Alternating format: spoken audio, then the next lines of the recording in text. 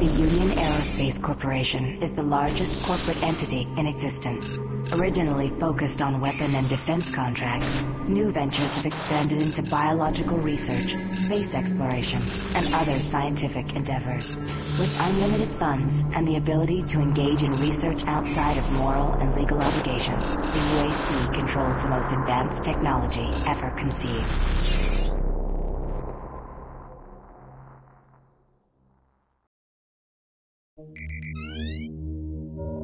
Incoming transport detected.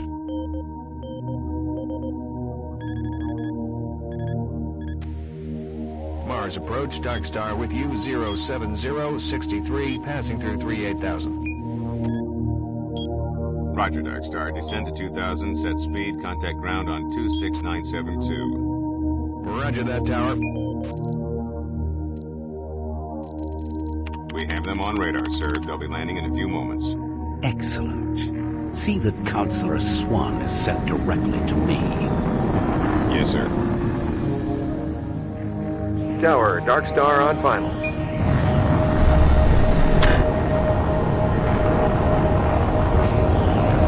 We've got you, Dark Star. You are set for lockdown. Welcome back.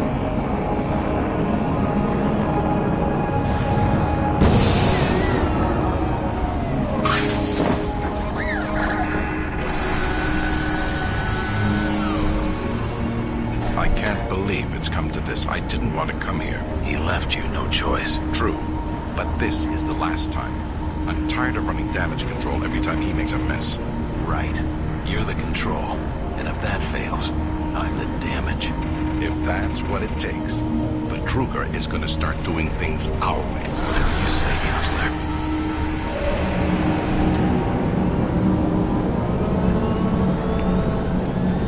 Welcome to Mars. All new arrivals need to check in at reception. If you're looking for someone to help you, just head to reception. Welcome to Mars City, Union Aerospace's premier research facility. To expedite your processing, please proceed directly to reception.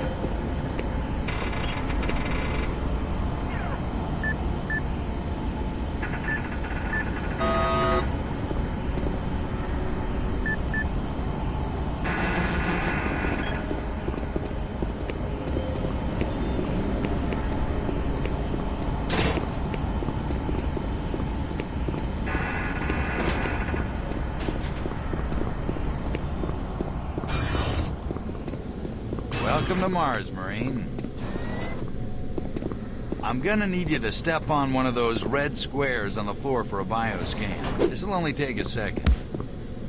Okay, let me get this started. You're gonna need to hold still. Moving around only makes the test take longer. Alright, bioscan looks good. You're cleared for entry.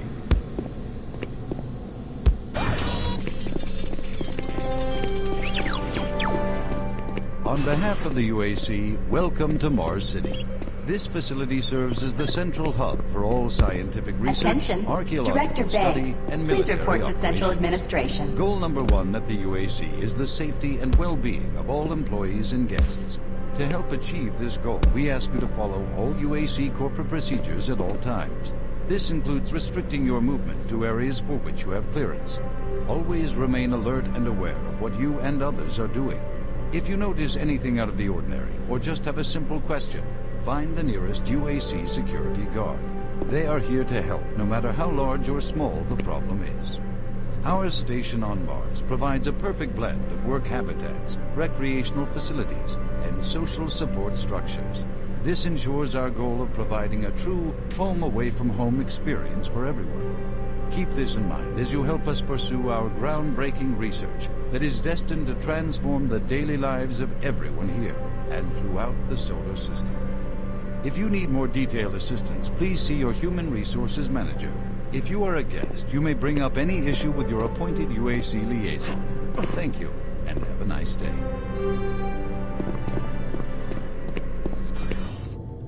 Welcome to Mars. First time? You can just leave your bag there. I'll have it sent up your quarters. Okay, there's a few things we need to take care of first. This is your personal data assistant. You'll need this to access all secure areas. If you get clearance for any security zones, it'll download directly.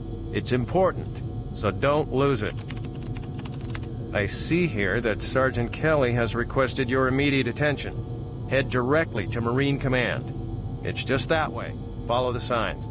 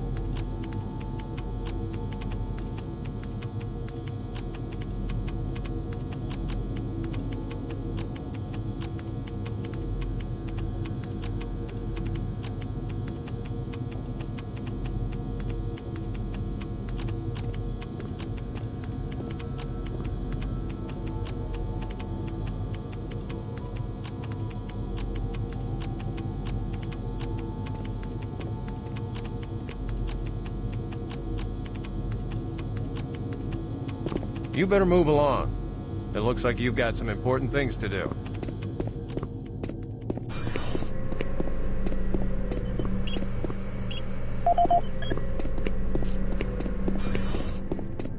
Mars City is a smoke-free facility. Please smoke only in designated areas.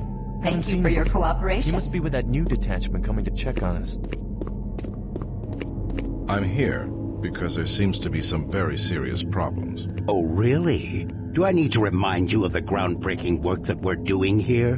No, but I've been authorized by the board to look at everything. The board authorized you? The board doesn't know the first thing about science. All they want is something to make them more money, some product. Don't worry, they'll get their product. After how many accidents? Tell me, Dr. Betruger, why are so many workers spooked, complaining, requesting transfers off Mars? They simply can't handle life here. They're exhausted and overworked. If I had a larger, more competent staff and bigger budget, even these few accidents could have been avoided. I'm afraid you'll get nothing more until my report is filed with the board. I will need full access, Dr. Betruger, Delta included. I won't have any difficulties doing that, will I? Only if you get lost, Swan. Just stay out of my way. Amazing things will happen here soon. You just wait. Let's go.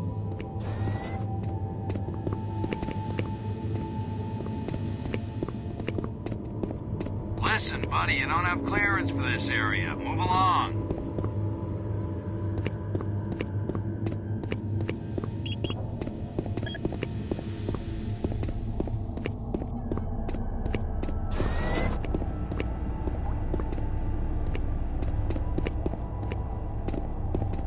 Excuse me.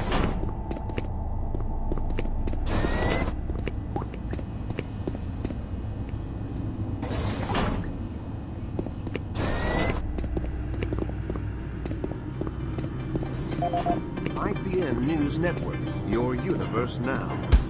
The Union Aerospace Corporation denied allegations today of several reports showing a growing military presence on Mars. A spokesperson stated that increased activity is simply a tactical deployment to outlying planetary sectors. Authorities continue to search for the activists responsible in Monday's bombing of a biomech production facility, resulting in the destruction of hundreds of biomech labor units. In space news, mining station Amman is reporting 9 dead and 28 wounded in what appears to be an ore canopy someone failure new. During routine It's always nice seeing new operations. faces around This here. is the 5th incident Hope you in a enjoy your string of stay. mishaps that have plagued asteroid strip mining facilities in recent months. Deep Space Probe Madridi successfully executed the first of 4 engine bursts designed to alter the probe's course, according to officials. The probe's logic core first requested the diversion following yesterday's discovery of a negative light object outside the orbit of Sedna. The probe is set to resume its outer system mapping mission next week, following further scans of the fluctuating anomaly. Faint signals continue to be received from the failed Europa orbiter, which is said to be further evidence of survivors in Thursday's crash. Union Aerospace, who funded the privately operated orbiter, stated that there were no survivors and the signal is part of the Navcom system's automated distress beacon.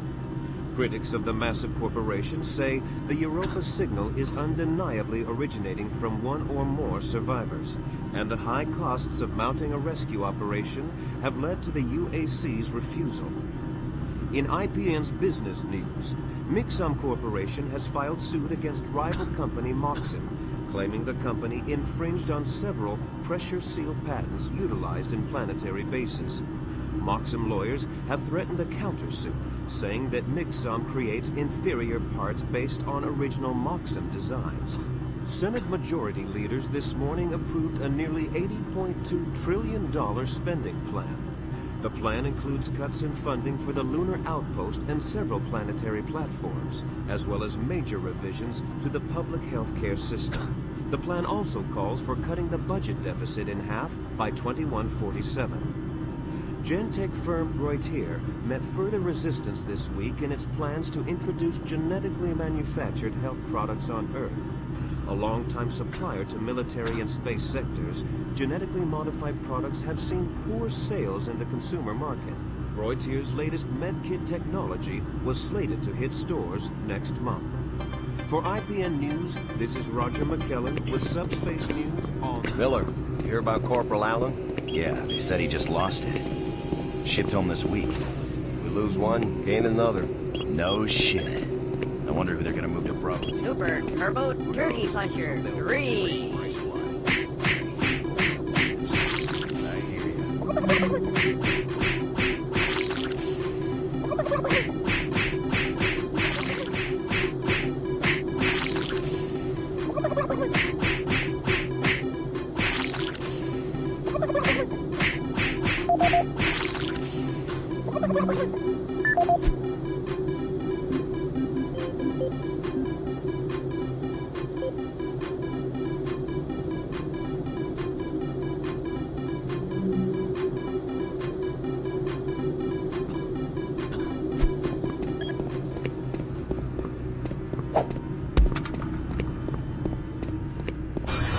So those suits arrived too.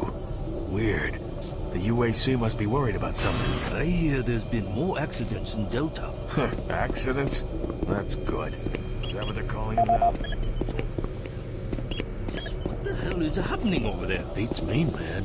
Look, all I do is repair the converters when they blow, okay? That's it. Fine. But what's overloading them so much? I mean, how much damn power do they need? I wouldn't ask him if I was you, man. I heard Travis started poking around and he got transferred fast. Didn't even see him leave.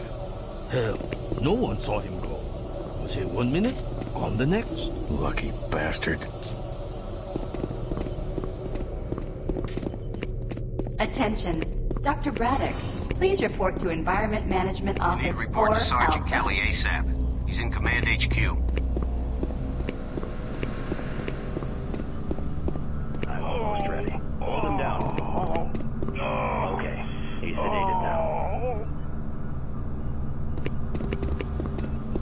I can't be interrupted now. I've got work to finish.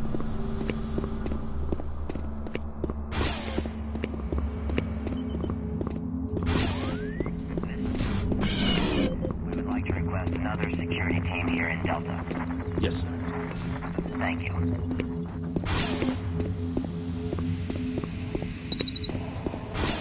Took your sweet time, Marine? Now, here's the situation. Another member of the science team's gone missing. Since you're the ranking FNG, you get to find him. I want you to check out the old decommissioned comm facility. We heard he might be heading that way. The only way there is through the service passage under Mars City. I've programmed this sentry to guide you to the maintenance elevator. I hope you follow the sentry better than you followed orders so far. You pick up some gear at the security checkpoint at the bottom of the elevator. Oh, and when you find him, just bring him back. Do not hurt him. Now move out.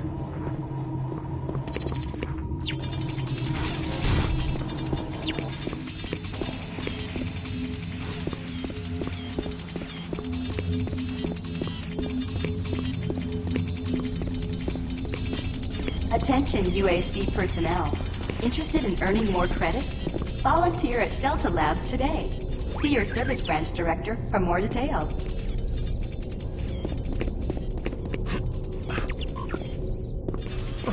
Did you hear what Carter said? No. What?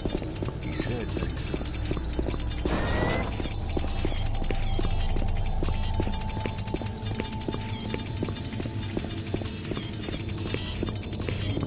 The UAC cares about the quality of life of its employees. Please take advantage of our quality medical care services.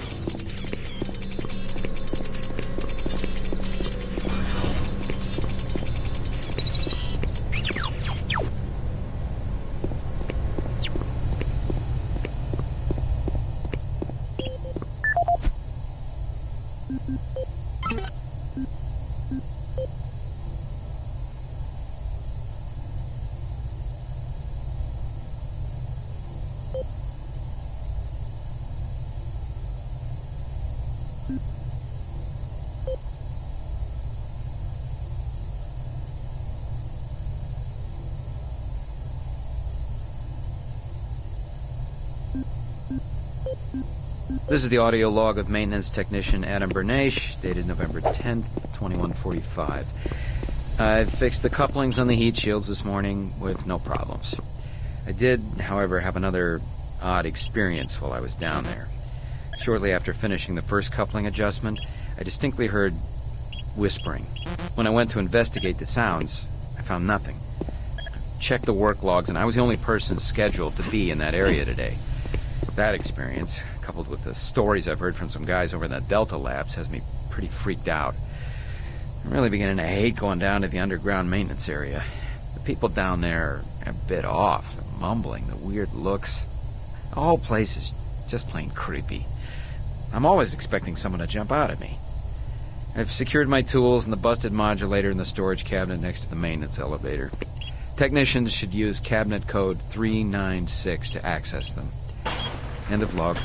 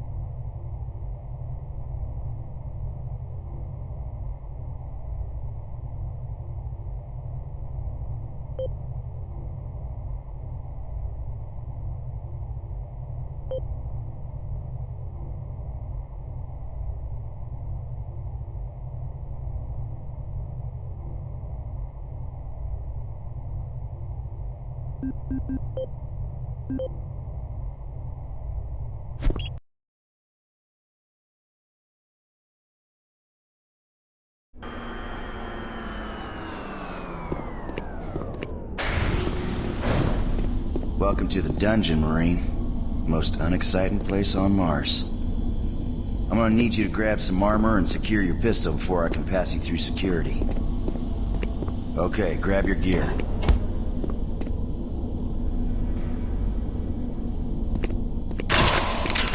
Now you're ready for combat. Let me do a radio test. MarsSec radio check. Excellent. Good signal. Looks like you've been assigned the decommissioned comm facility. Just follow the main passage through the underground junction, then straight out. You'll have a quick evac. And what better way to see the Martian surface than to run across it? Okay, you're all set. Oh yeah, keep in mind, civilians are working down here. Don't get excited and shoot any.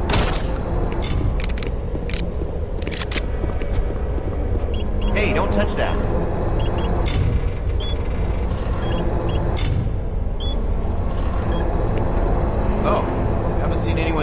explain quite some...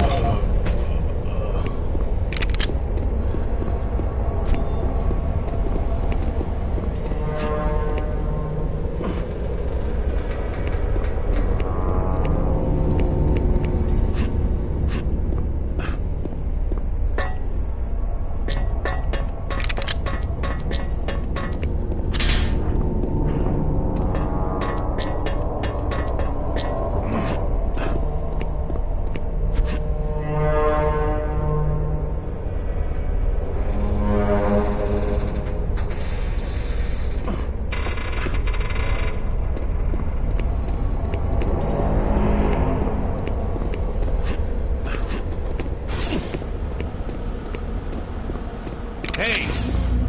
You're looking for the scientist, right? I'm not sure you want to find him. You see... never mind.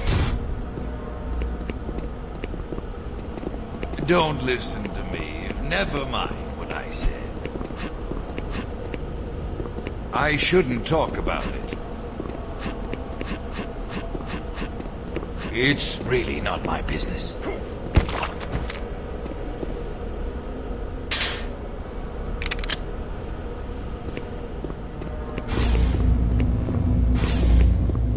Listen, Scotty, I've done this a million times. It's not that hard. Why don't you crawl your fat ass down here and do it yourself? Because I'm getting paid to make sure you do it. Just, buddy, don't know if I can really help you with anything. Kind of busy here.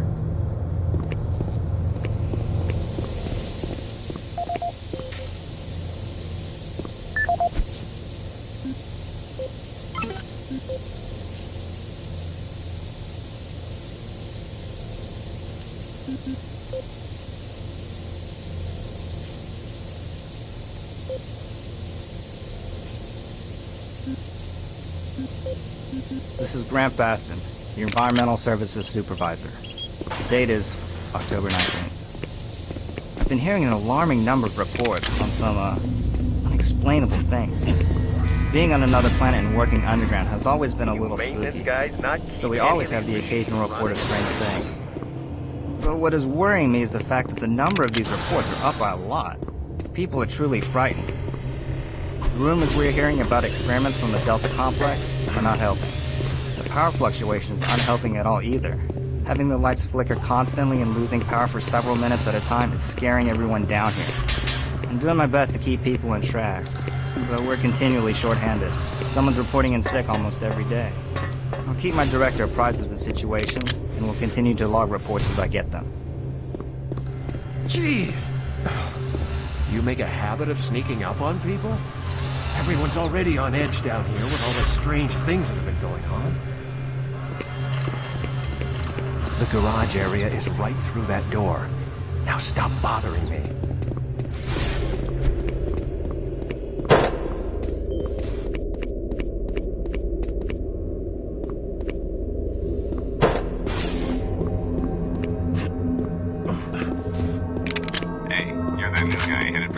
Center, right? You better hustle up, pal. This passage doesn't go all the way there. You'll have a quick walk outside to the center's airlock. Don't sweat it. Your suit's got plenty of oxygen.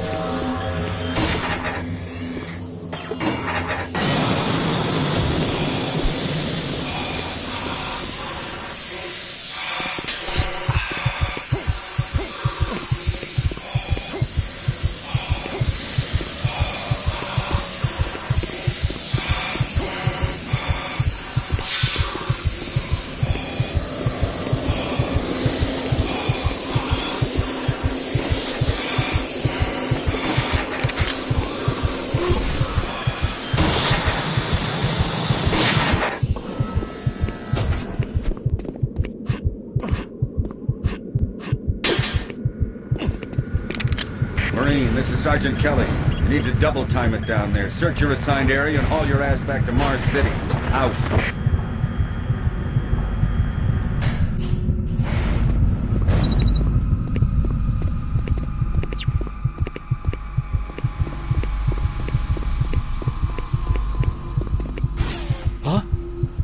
No, please. You must let me get this communication out. They have to be warned while there is still time. I can't let...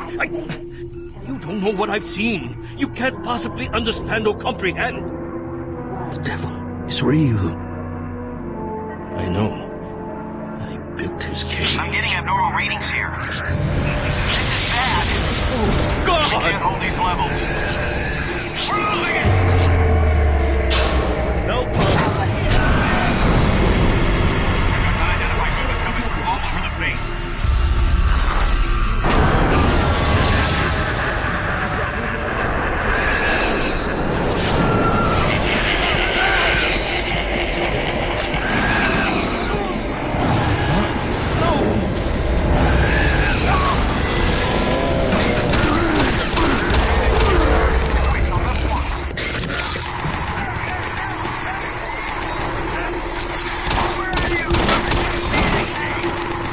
All units, this is Sergeant Kelly.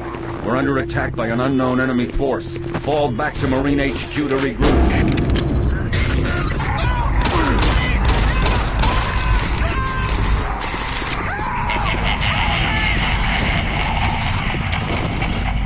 I say again, fall back to Marine HQ and await further...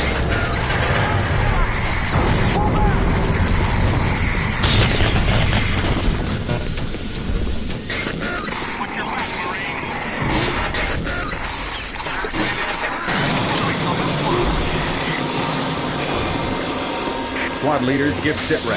Over. Command HQ, this is Bravo team. We've got 1 Marine down, 2 wounded. Command HQ, this is Fire Team 4. We have 3 down and outflanks. Command HQ, this is Fire Team 2. Main power systems down in sub-level. Backup and life support systems only. We've got lots of civilian casualties. It's a mess. Command HQ, attempting to secure the area.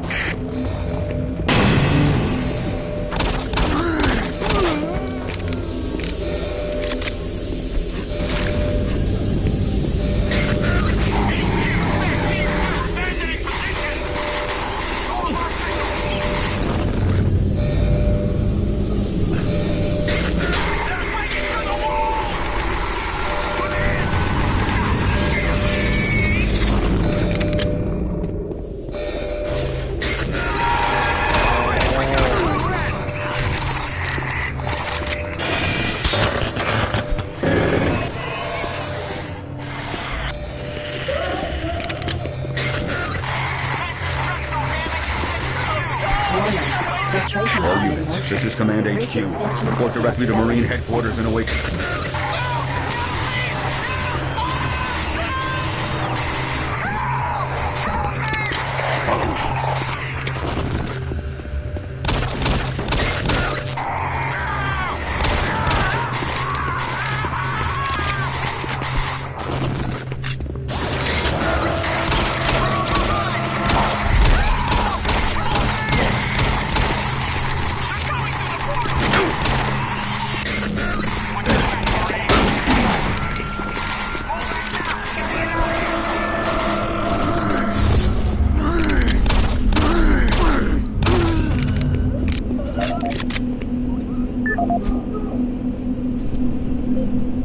This is the audio log of Frank Delahue, engineering manager assigned to power production, dated October 18, 2145. The current operational status of the grid is 23% over nominal capacity.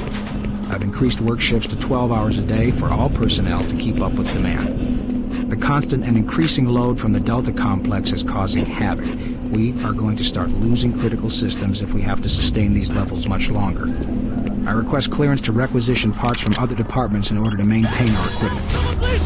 Okay, I don't know what is going on over at Delta, but I'm doing all I can down here. The constant demands are bad enough, but the rumors going around are making things a whole lot worse. I gotta tell you, things don't get better soon.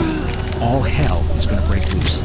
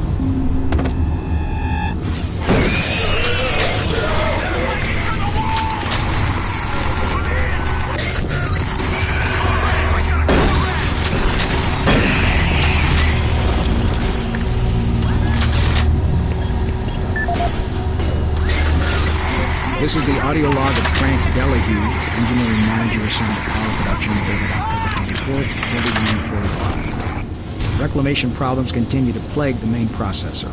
2 more valve overloads on that unit in just the past week. These overloads can destroy the valves, causing very dangerous fire, jetting with enough heat to incinerate sensitive equipment nearby. Today we've had only 1 reported injury as a result of these valve failures. And this is due in large part to the quick response of the engineering team. Our procedure of entering the failure code 842 in the operation terminal has proved adequate, and I recommend no changes in our procedure.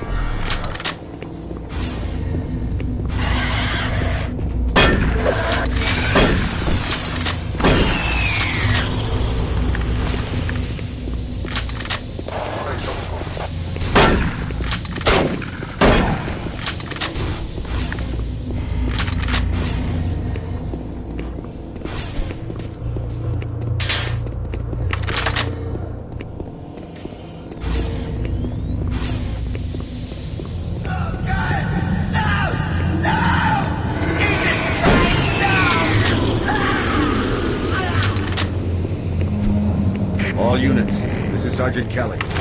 We don't know what we're up against. Repeat, we have negative ID on the assailing force. They're mean SOBs. You know what we do? Stock up on ammo, establish a stronghold, and keep them at bay.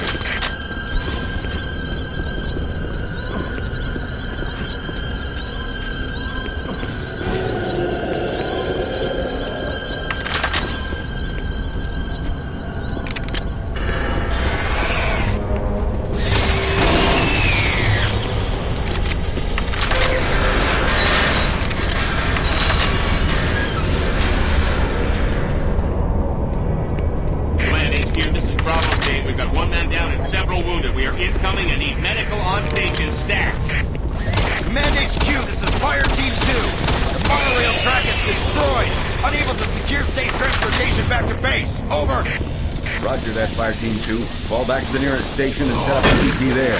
Out.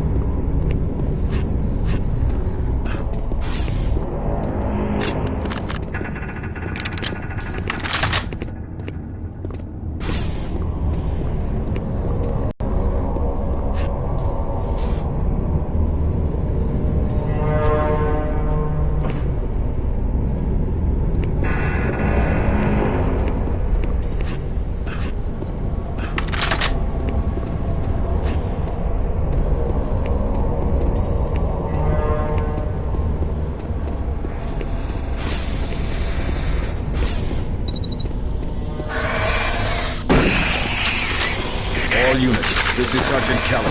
Fall back to Marine HQ and await further orders.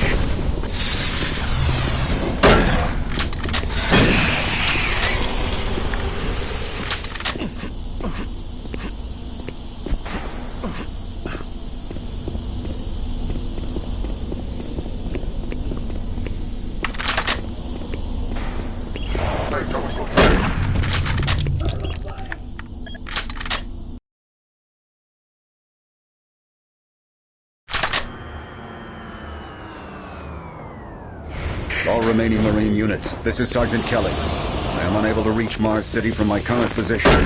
Move to Marine HQ to regroup and await further orders.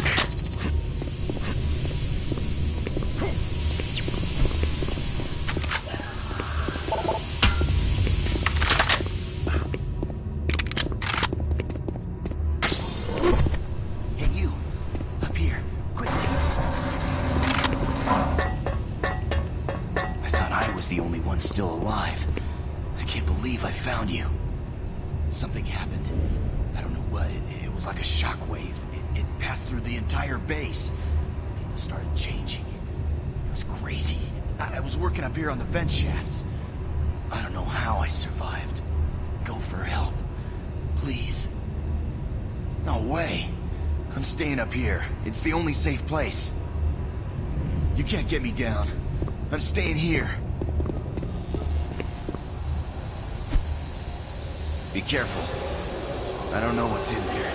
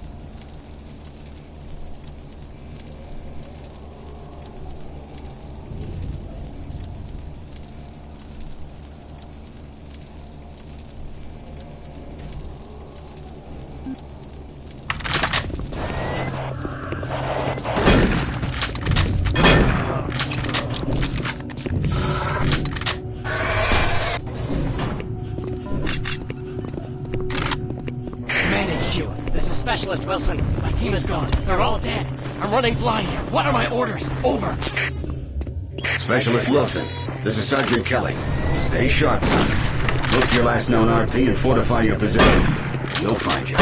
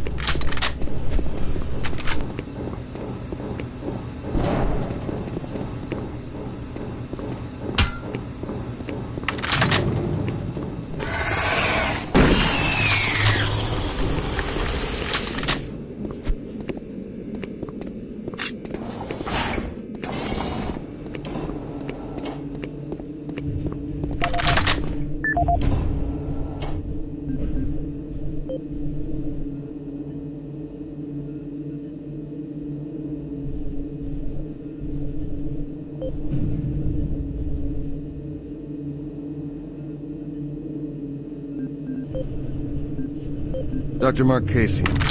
At 1547, patient Jonathan Wills was admitted after complaining of insomnia and nausea. According to the nurse, Mr. Wills was calm and exhibited no signs of disorder when he was brought to exam room 5. However, by the time I reached him at 10 after 4, his personality changed dramatically. When I entered the room, Mr. Wills lunged at me with a scalpel he apparently stole from a supply drawer. With the assistance of an orderly, we managed to subdue and sedate him without injury. Mr. Wills was heavily medicated and could not be diagnosed, but in the 20 minutes he was left unattended, he managed to carve 3 symbols in his arm, carving his own tongue into 2 halves. I can only guess at the cause of his problems. I hope that additional psychiatrists arrive soon. In the meantime, in response to this assault, all medical supplies and armaments will be locked in a secure hospital cabinet with the code 347. Dr. Casey out.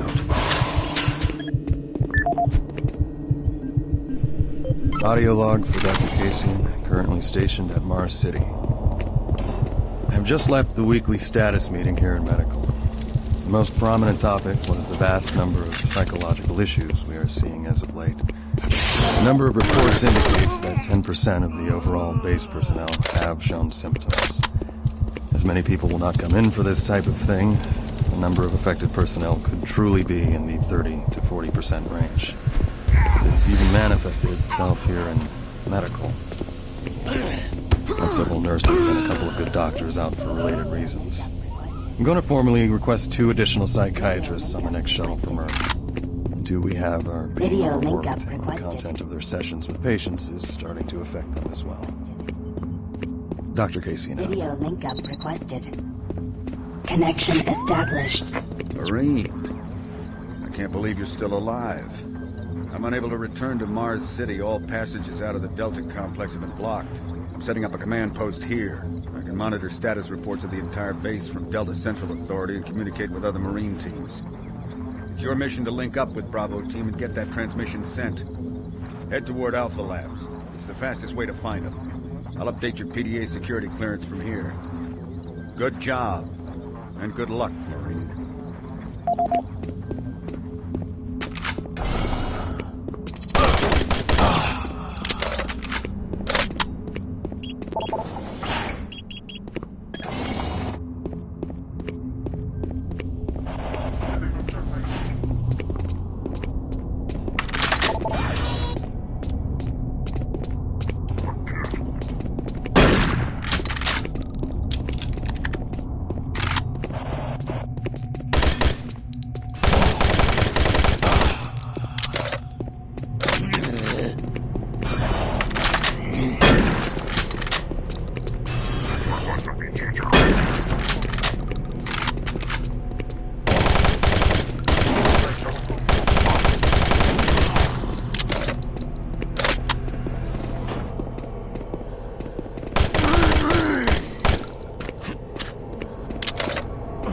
Marine, if you run across any operational sentry bots, use them. Those guys pack a lot of firepower. The UAC is here to help you. Psychological services are free and confidential.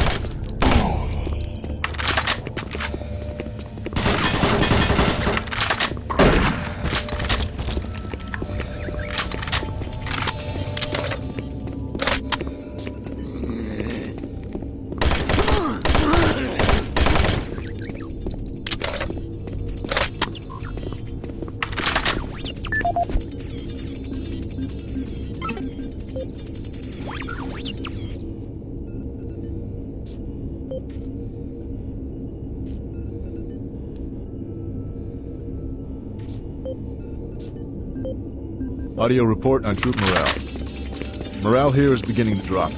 It's nothing to worry about yet since I keep my Marines sharp and ready to go, but events at the base are wearing on the troops. There have been a lot of things happening here on the base. I believe the UAC experiments being performed here must be the cause. Quickly. Out here, they could be experimenting on God knows what. Sending that transmission is critical to our survival. No Marines, of course. It's the civilian population I'm referring to. Bottom line, whatever it is they have going on here has my men on a razor's edge. At this point, there is no cause for alarm, but I am requesting we rotate squads every 90 days instead of every 180. I will continue to report as the situation develops. It is good we have the new Marines en route. Fresh faces will help. Sergeant Tyson, out. Audio report confirming new troop deployments for the Mars City Marine Facility, October 30th, 2145. The new troops will be arriving within a few days. I've started a series of training exercises focusing on close-quarter small weapons combat, as well as instituting mandatory refresher courses on all munitions and weapons in our armory. In response to the large number of security breaches and general feelings of ill will around the base, I've doubled security details, placing 2 Marines at each checkpoint. Additional presence should help calm things down. I expect that the incoming Marines are not quite as green as the last deployment. They've turned out okay, but some combat experience will go a long way right now. Sergeant Tyson, out.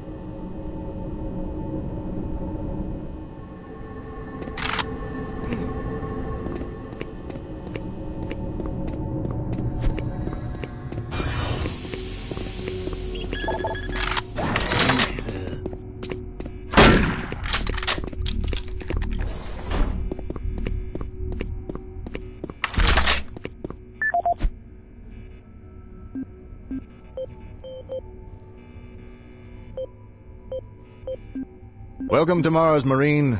This briefing is designed to acquaint you with a few of the standard operating procedures here on the Mars post. First and foremost, chain of command. All enlisted personnel are under the command of Master Sergeant Thomas Kelly. Sergeant Kelly will assign you to a security detail headed by a security chief. Please report to your security chief for all duty-related concerns. While on duty, please stay on your assigned patrol coverage area. All PCAs have been pre-designated to provide overlapping security and maximize efficiency. All personnel must have proper authorization in assigned areas. Be sure to annotate any discrepancies on your security inspection report. Safety is integral to all operations here on Mars. Handle firearms with extreme caution. Never discharge weapons in an area that may compromise the installation's structural integrity. Remembering these procedures is paramount to your success here on Mars. Keep in mind that you represent the greatest fighting force in the galaxy, and your actions are a reflection on the Corps. Take good care, and good luck on your new assignment.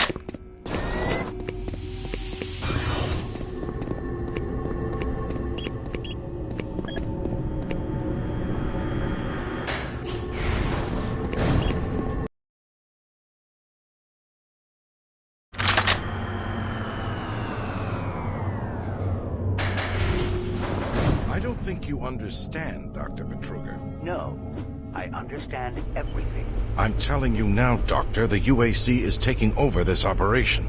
Operation? Is that what you're calling it? The situation is out of control. It's not out of control, Swan. You are. I'll manage this, and you and your flunky will be taking control of nothing. Do you understand? Yes, Petruga. I think I do understand. Okay, Plan B.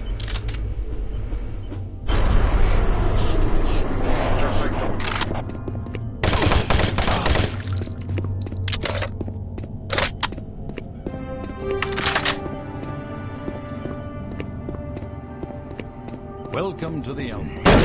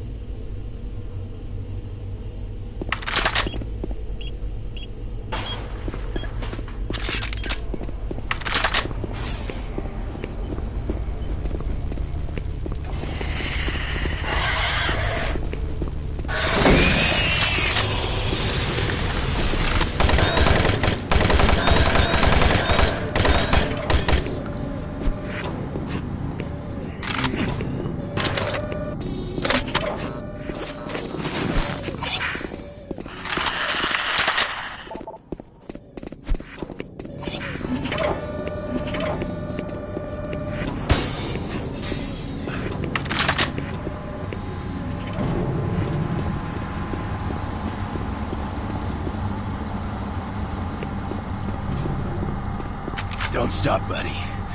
There's nothing you can do for me. They're all gone. Surprised us. They just came out of nowhere.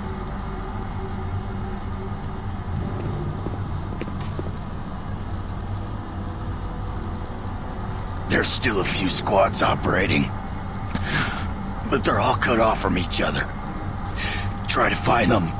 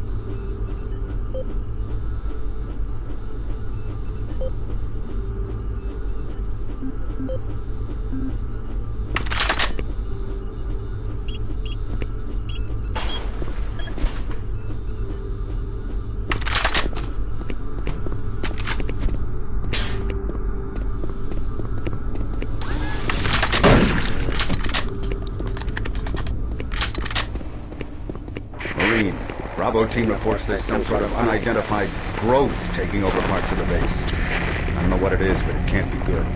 Stay sharp.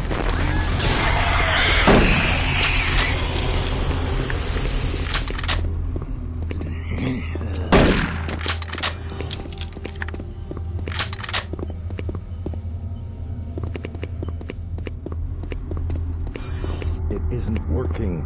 I tried everything. The computers aren't responding. I can't get root access to the systems. We can't do it here. We'll have to access the system somewhere else. All right, let's go.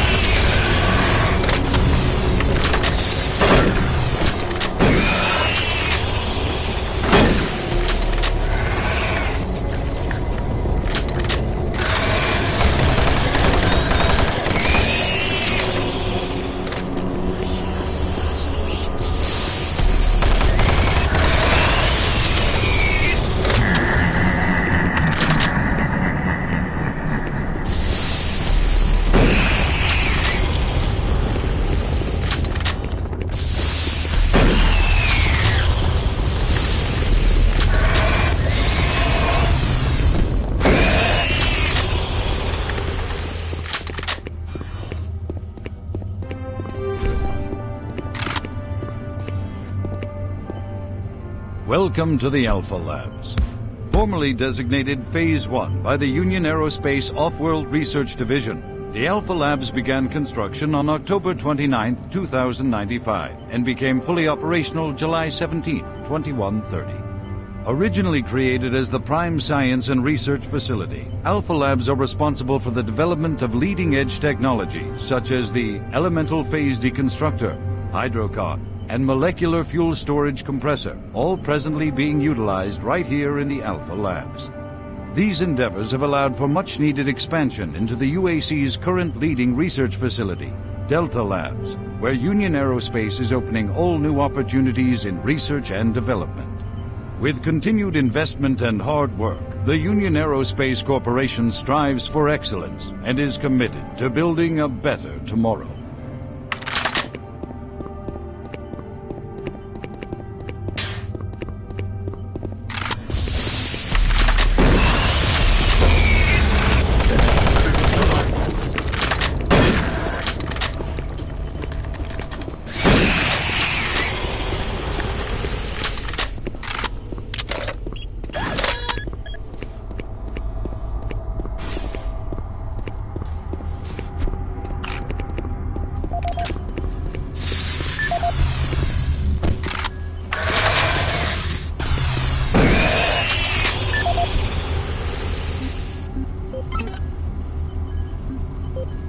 This is Paul Simon, Security Specialist in IT.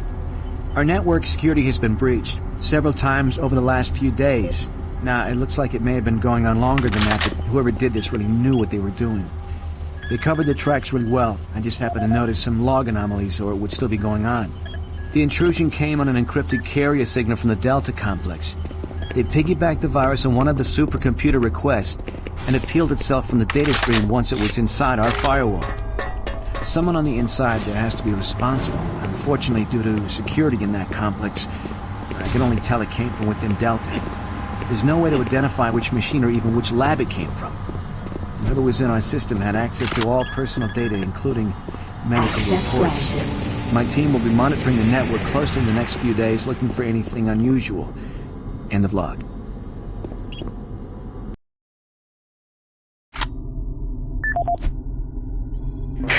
Marine, I've received a report that you haven't reached Bravo Team yet. You need to pick up the pace. Can't wait for you. Reaching the communication facility quickly is imperative. This is the audio log of Director William Banks, dated October 20th, 2145.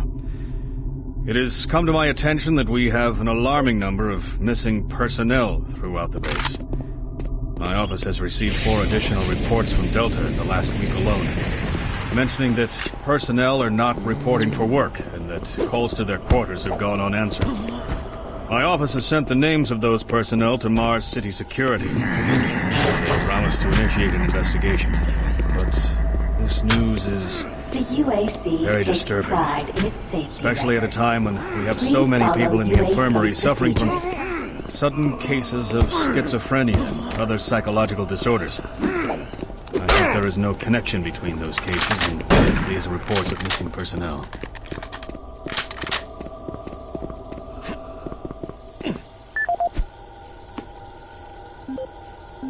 This is the audio log of Director William Banks, dated October 5th, 2145. It has been brought to my attention by Environmental Services that the recent power grid changes have caused many non-critical systems to malfunction.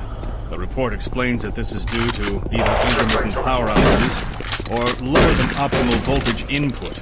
It also says that sufficient power distribution to all non-critical systems is becoming more difficult to maintain, thanks to Dr. Vitruger and his so-called optimization of the energy stored in and around the facility.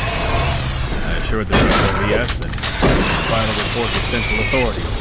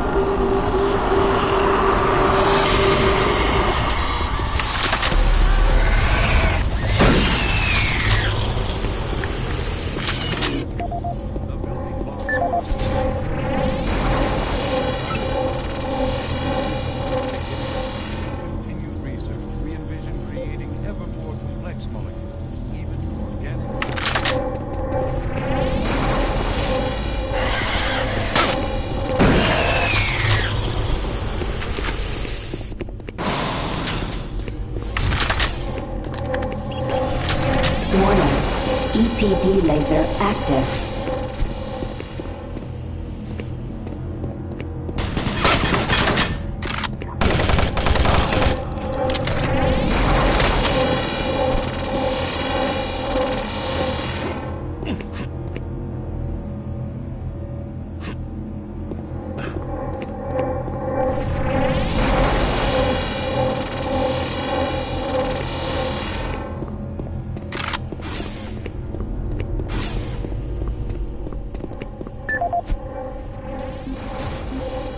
Audio log for Kyle Berger, research supervisor for the EPD project. The elemental phase deconstructor is fully operational, and the research data we have gathered so far is very impressive. Unfortunately, we had a terrible accident last week. Research assistant Patterson was calibrating one of the quark emitters in the chamber, and witnesses say he appeared to see something. It's almost like something was talking to him, and he backed right into the particle beam. It was not a pretty sight, as it took off the backside of his head. He lived a few minutes, although I'm not sure you could consider that living. But they say his eyes rolled back and forth, and he was trying to talk, although after losing that much brain matter, I'm sure it was just reflex actions. Anyway, due to this, I have enacted new safety protocols in the lab, and we have stocked one of the storage cabinets with emergency medical supplies. The code for the cabinet is 752. End of log.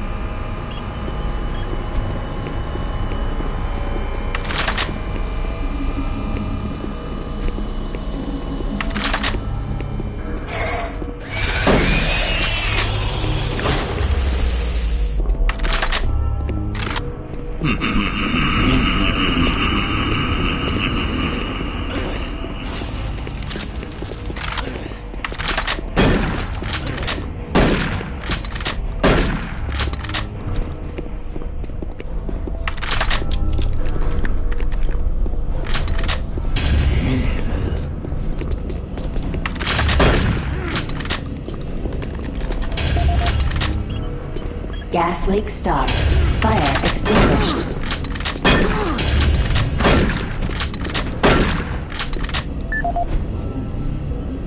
Audio log for Jack Smith, benefits analyst in HR 1024-2145. I just went through another batch of accident reports from the science team. We've had 5 more people hurt this week while working with me. The most serious incident was when John Hughes, whose hand was caught in one of the plastic extrusion systems. He was performing maintenance on it and states that he unplugged it and had the safety key in his pocket. It managed to activate without an apparent power source and shredded his arm up to the elbow before someone got him out. It's been reported that the machine is still running and we can't shut it down. The cost on that incident alone is enough to raise the red flag, but this is just one in a pile. We're going to overrun our budget on benefits payout this quarter. And while it's not my department, I have to assume that the new equipment is going to be blown out as well, because according to these reports, the equipment's breaking down on a daily basis. Please mark this for review at corporate. End of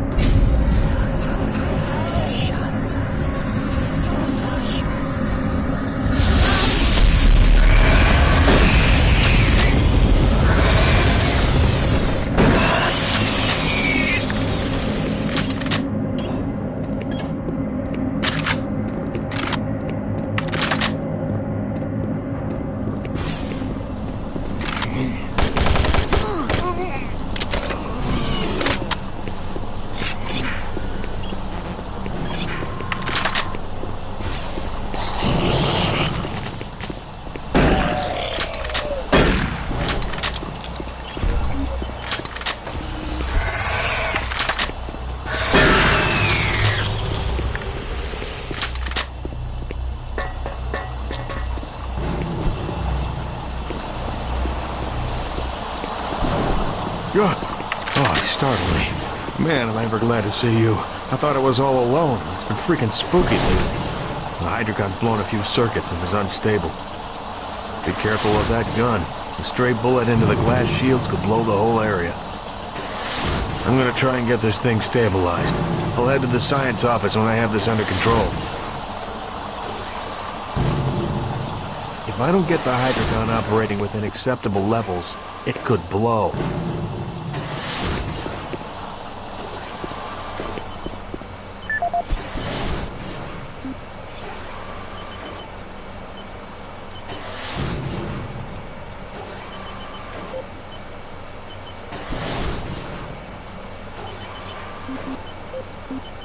Audio log for Jack Smith, benefits.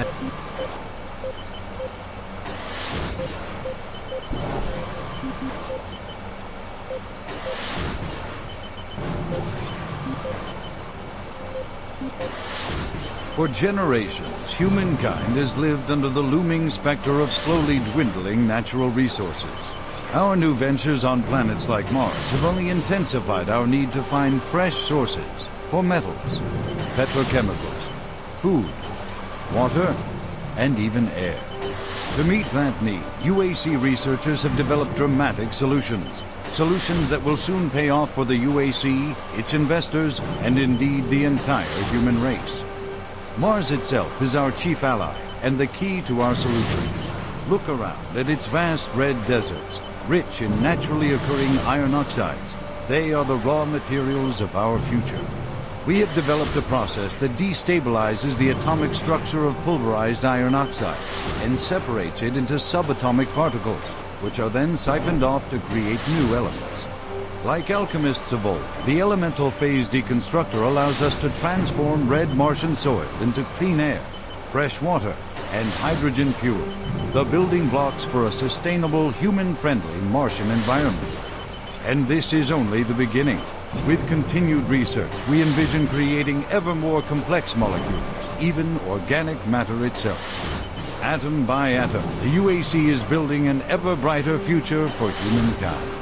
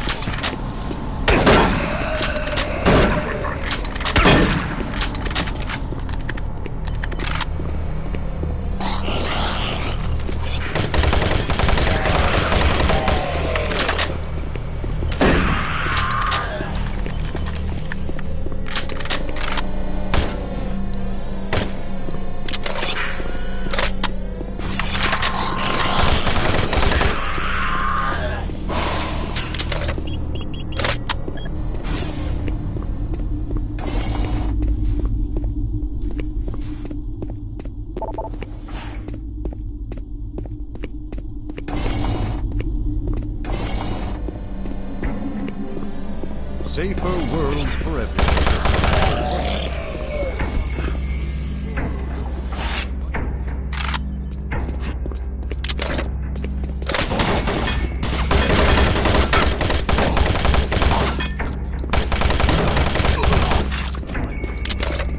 Though still in its prototype stages, the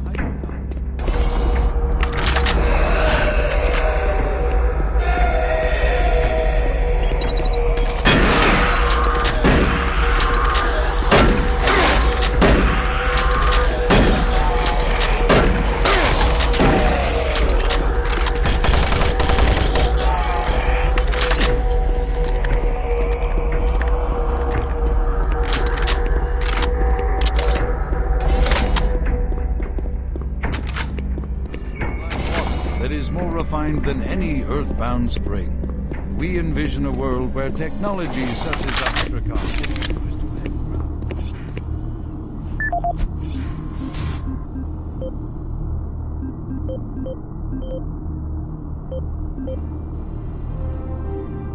Safer worlds for everyone. For centuries, people on Earth have waged war over two things vital to human existence: fuel and water. As part of its ongoing commitment to create safer worlds for everyone, the UAC recently unveiled its development of the Hydrocon. Though still in its prototype stages, the Hydrocon will, in one dramatic move, forever end all shortages of water and fuel. By splitting iron oxide molecules, the Hydrocon produces oxygen and hydrogen cheaply and safely without the need for large amounts of electricity. The hydrogen is then used for hydrogen fuel, a substance so versatile and clean that it can be used in everything from home appliances to today's most demanding rocket engines. A side benefit of producing this fuel is an endless supply of pure, spring-like water that is more refined than any earthbound spring. We envision a world where technologies such as the Hydrocon can be used to end drought and civil strife in impoverished nations where water or fuel have ever been in short supply. While always at the forefront of scientific research and development, Union Aerospace hopes that the creation of the Hydrocon will continue to make safer worlds for everyone.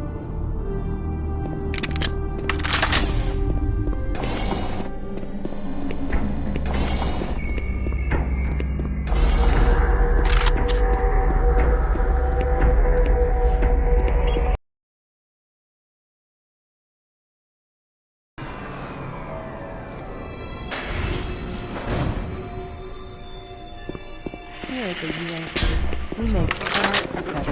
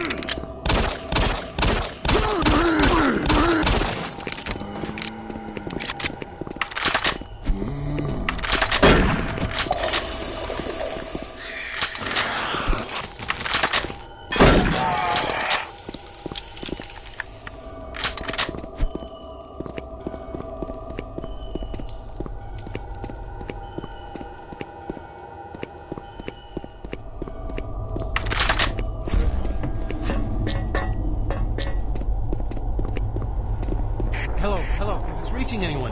I'm broadcasting on a very low frequency. If you can hear me, I'm not far. Please help me. I locked myself in C4. Please, if anyone can hear me, please help me.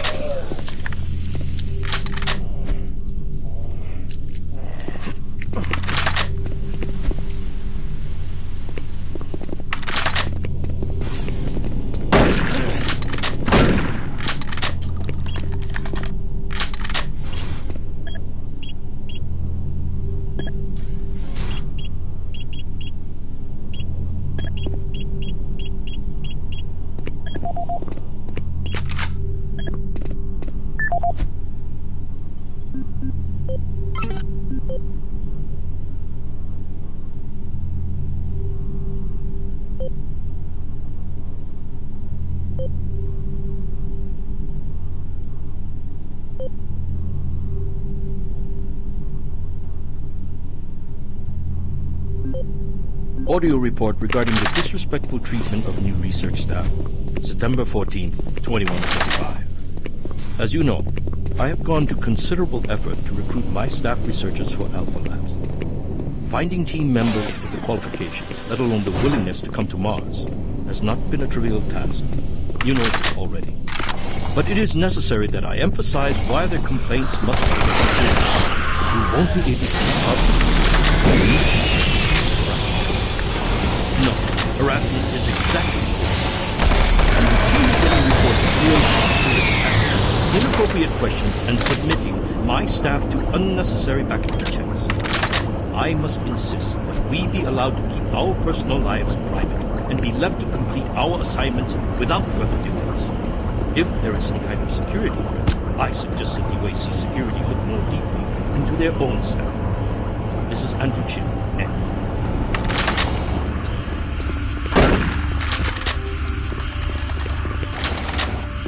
Let's go! Since the dawn of the space age, Union Aerospace has been at the forefront of not only developing new technology, but pushing those developments to even more. Move! Abundant production of hydrogen fuel, thanks to the hydrocon. The specialist teams ask the big question: can we devise a way to store and deliver that?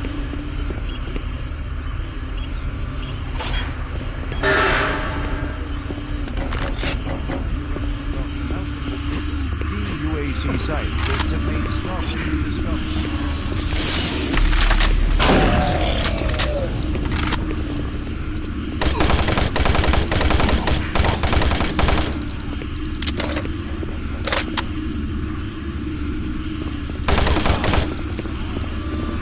Marine, Bravo team reports they've located your position but are unable to move to your current location.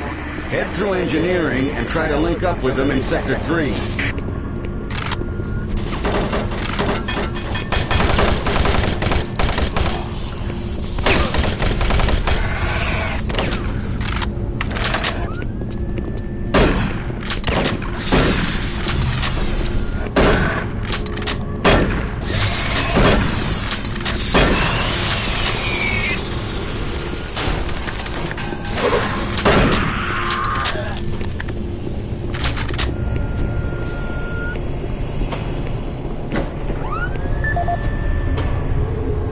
Audio log for Walter Connors. The MFS compressor is producing fantastic results. The latest modification I made to the dilation matrix were the real key to the recent breakthrough.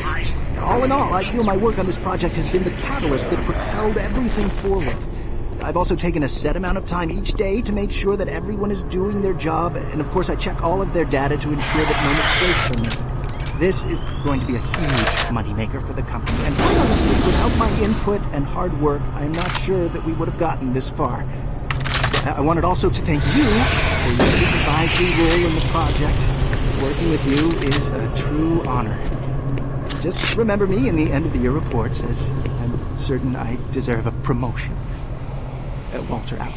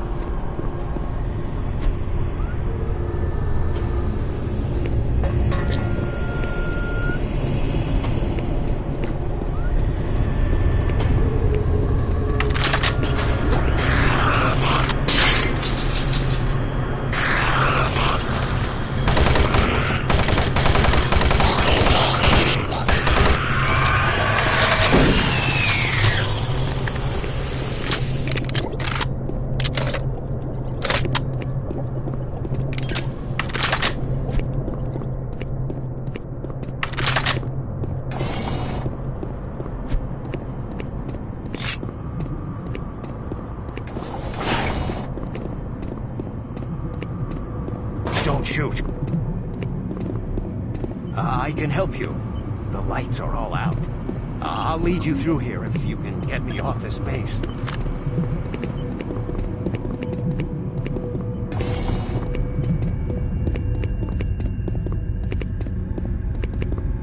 Electromagnetic pulses have knocked out the electrical systems in this area.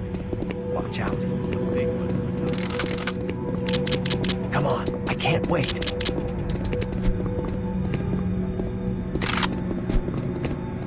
Hurry up, we can't stop.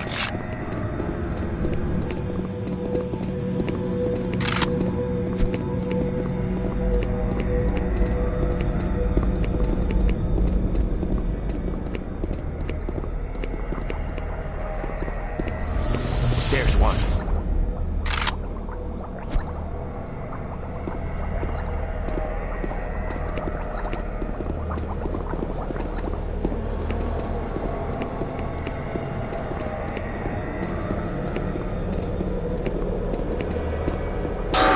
What was that? Stay close.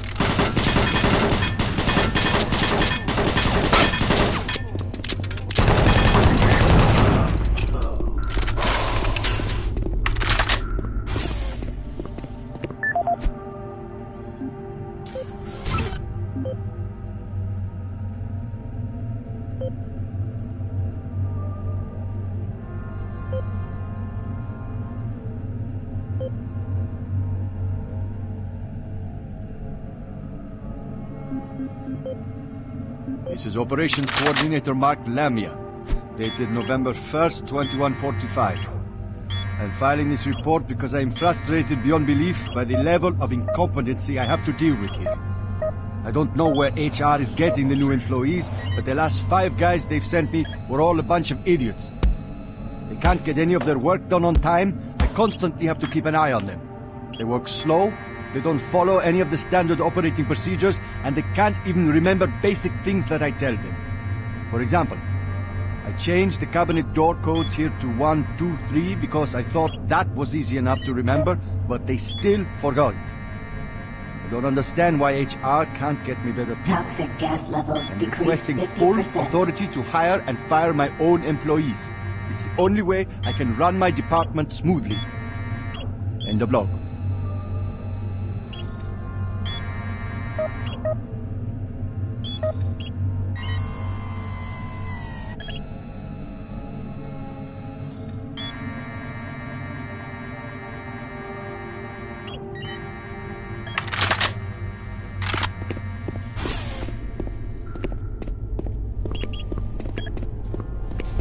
Warning. Toxins present. Please execute cleanup procedure. Toxic gas is cleared. Waste disposal area now safe for entry. Marine, we gotta pick up the pace.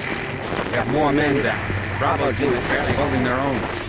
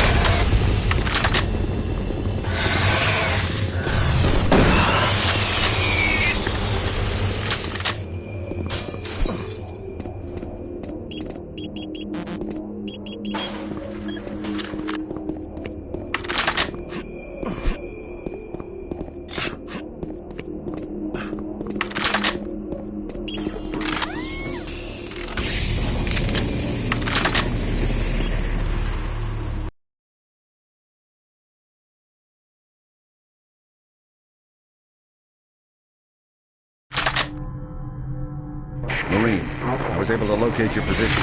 Oricon systems are beginning to malfunction and shut down. Massive service disruptions throughout the entire base. How long I'll be able to track it. Bravo team has just entered the end program. Pick up the pace. You aren't far behind. Hey you! Can you help me? I'm trapped in here. Release the door locks and get me out!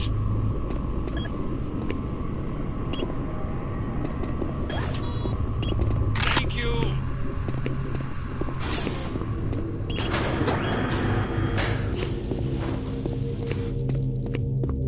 Thanks for getting me out of there. I got trapped in the chamber when the power went out. I don't know what's going on here. I don't understand why none of the systems are responding. I'm going to try to get an uplink into the main system from here. This is a secure terminal. I might be able to get a connection. I'm going to stay here. I can lock the door after you leave. I think I'll be safe. I need to stay here.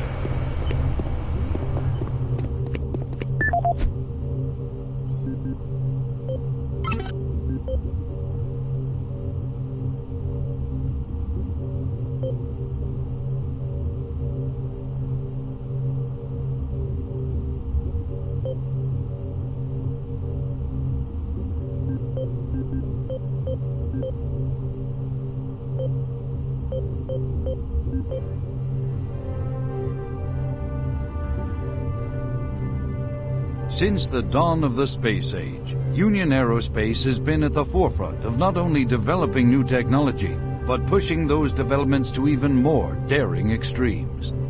With an abundant production of hydrogen fuel, thanks to the Hydrocon, the specialist teams asked the big question: can we devise a way to store and deliver that fuel to make the dream of deep space research a reality? The answer has been a resounding yes.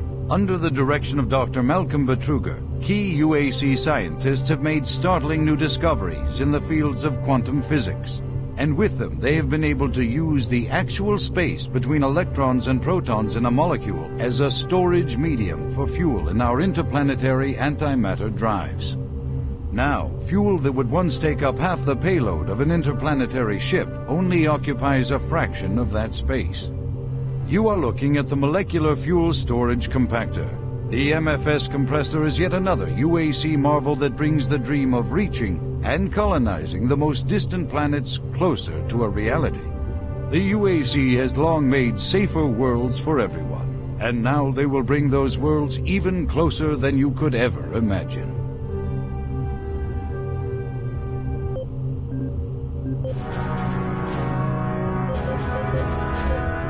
In a quest to provide armies with a well-balanced set of weapons, the UAC looked to the past when designing and manufacturing the newest line of Mach 2 chain guns. The retro style and mechanical sturdiness of the chain gun is a must for all hardened combat veterans. Early adapters have nicknamed it SAW. With its armor-piercing 30 caliber bullets, the chain gun is capable of literally cutting opponents in two. Packed with all the punch you need in close combat fighting, the chain gun delivers unparalleled reliability and functionality. Always on the forefront of technology, the UAC is making safer worlds through superior firepower.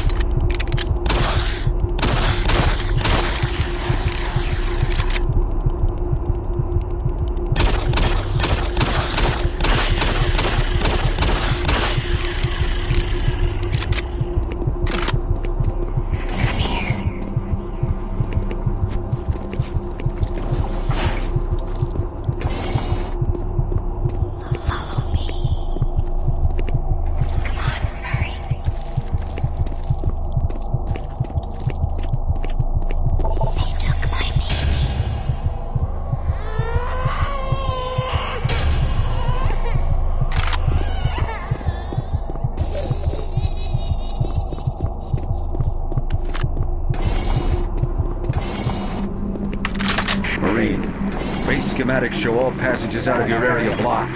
The only way through is by traversing the EFR, a mechanical subsystem with 2 possible routes to it. Activating the system will get you a direct route, but it's dangerous. Extending the surface bridge is the safe bet. Good luck.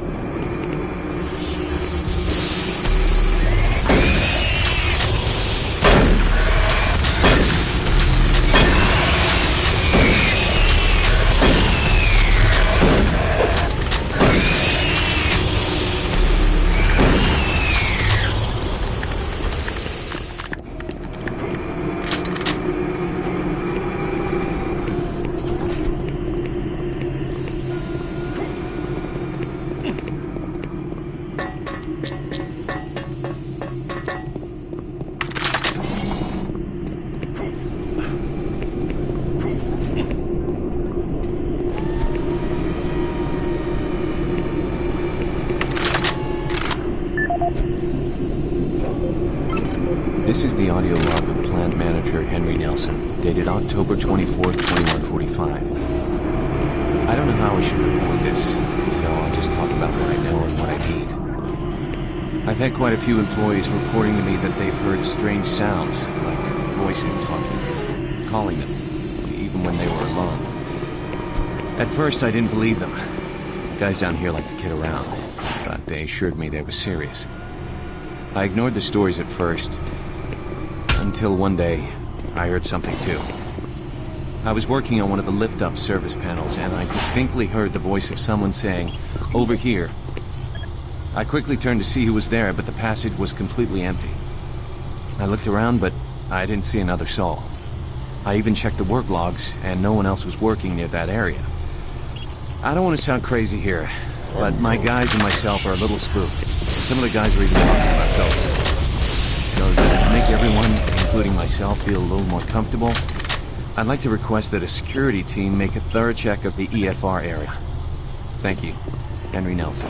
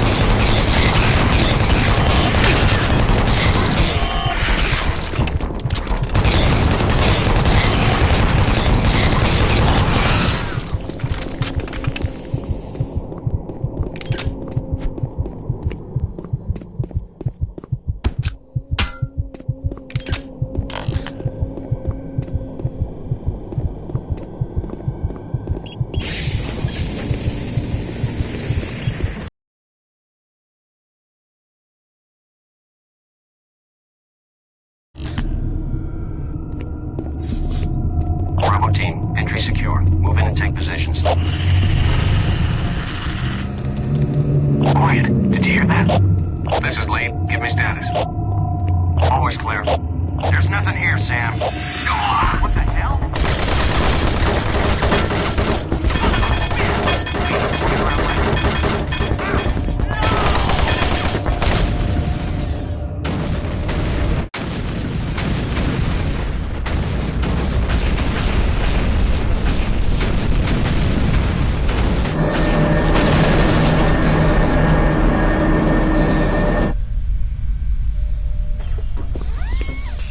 Warning.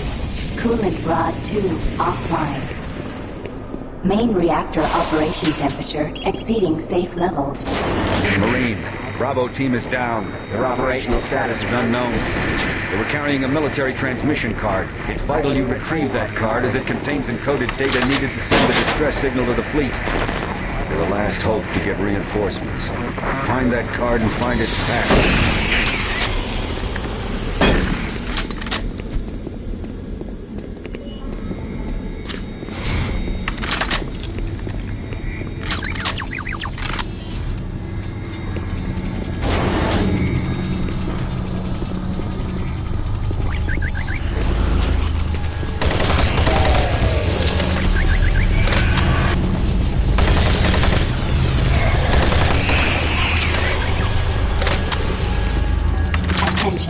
All personnel evacuate the facility.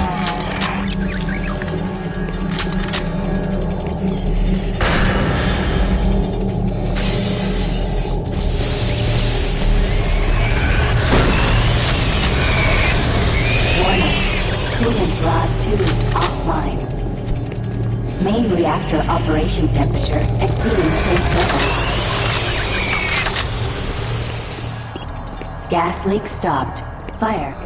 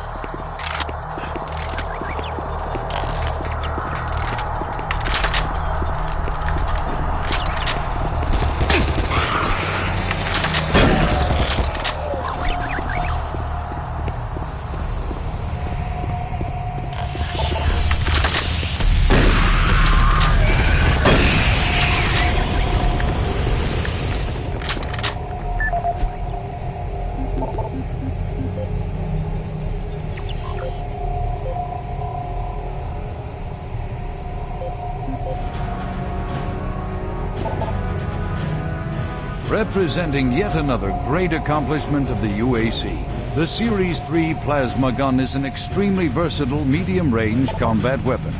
Harnessing the exhaustive resources of synthetic plasma, the plasma gun meets the critical requirement of low-cost, abundant ammunition for today's highly mobile military. Capable of sustained firepower due to the latest advancements in plasma injector technology, this weapon's lightweight and high yield make it desirable for most combat scenarios. Always on the forefront of technology, the UAC is making safer worlds through superior firepower.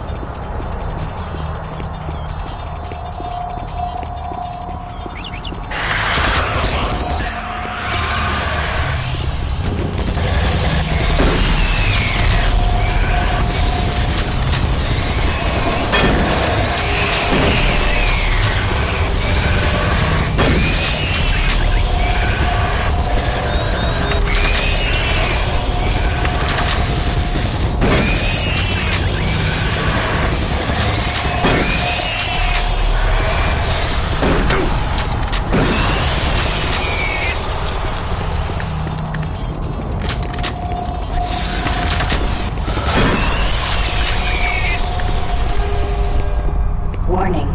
Coolant rod 2 offline. Main reactor operation temperature exceeding safe levels.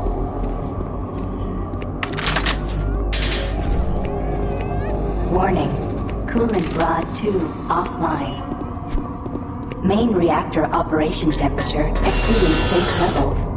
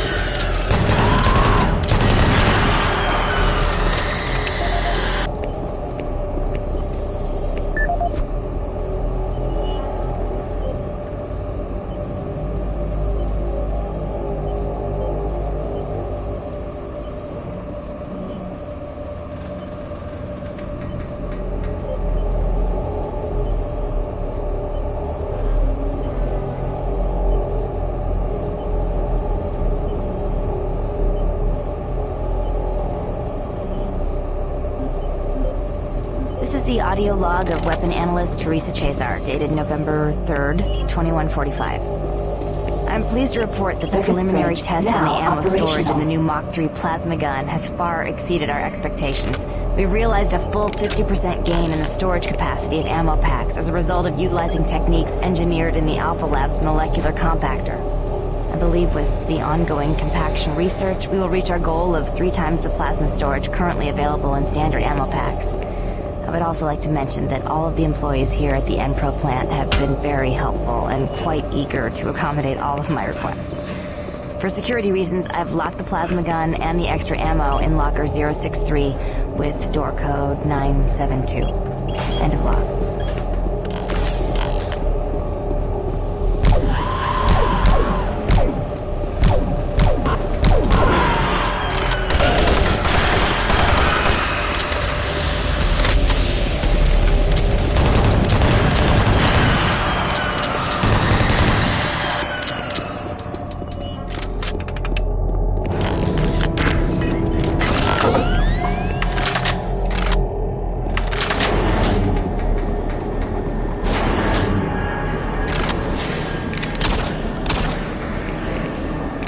Attention, all personnel evacuate the facility.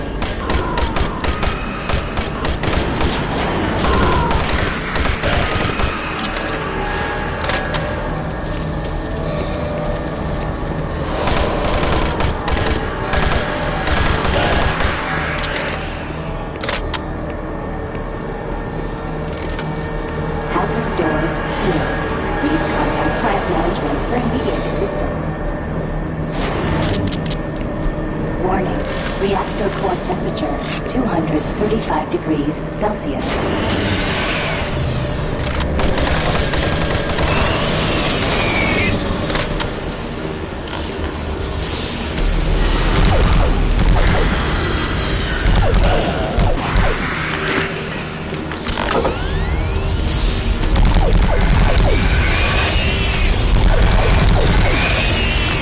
Attention, all personnel evacuate the facility.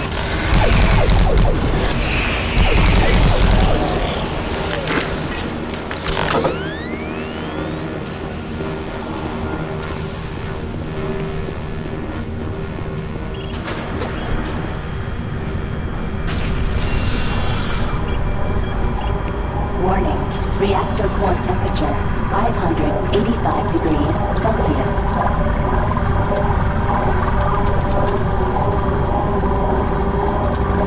Warning, reactor core temperature beyond acceptable levels.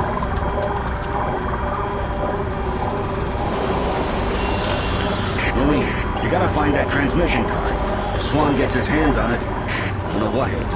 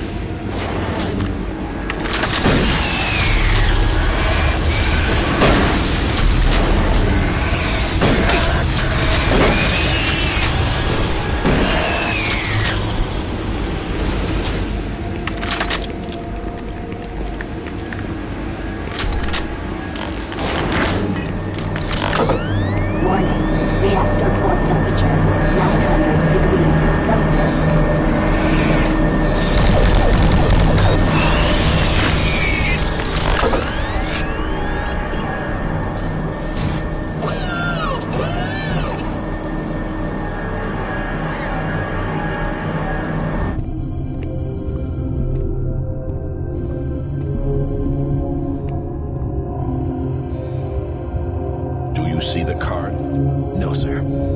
Okay, let's get to the communications facility. We can stop the transmission from there. Whatever you say, Counselor.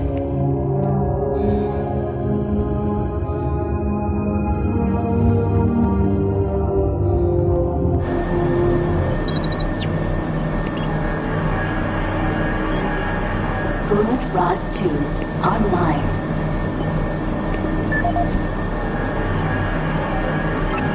Paul Rad, Chief Technical Officer for the Enpro facility. During my weekly inspection of the coolant system, I discovered yet another safety violation. As I've stated repeatedly, our service manuals must be followed to the letter. Now, this includes changing back filters for the coolant system on schedule and not when maintenance gets around to it. As you know, unclean back filters will create pressure inside the coolant system's release tubes. Even a minor disruption in a release tube can dislodge or destroy its coolant rod, overheating the core, and possibly sending the entire facility up in smoke. Now let me be clear, if I see this again, the team responsible will be transferred to sewage treatment before the day is over.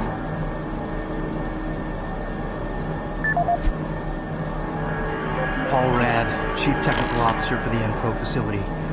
I appreciate UAC's concerns following the number of stress-related illnesses spreading throughout the base. However, I don't understand why we require such a large detail of armed security bots in Enpro. Now, you may disagree, but I trust my team's mental condition far more than whatever programming is running inside those bots. Which brings me to the reason for this report. Today, one of my best engineers, Patrick Thomas, was nearly shot when a bot refused his clearance. That's right, shot. Luckily, a nearby team from maintenance caught up to it and smashed it with a pipe wrench before it could chase Pat down. Now, it'll be days before he's ready to return to work, and I don't think you'll ever get him close to one of those bots again. Our jobs are difficult enough without needing to avoid getting shot. If we're going to be treated like prisoners, I respectfully request that you afford us the courtesy of being guarded by people instead of machines.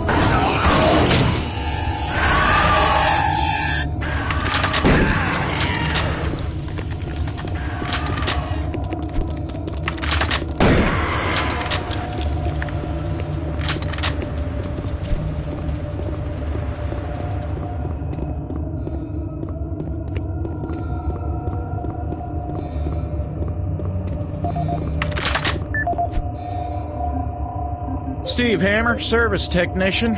Since Private Swenson wigged out, shot up that drink machine, then lit himself up with a plasma gun, we've all been a bit nervous.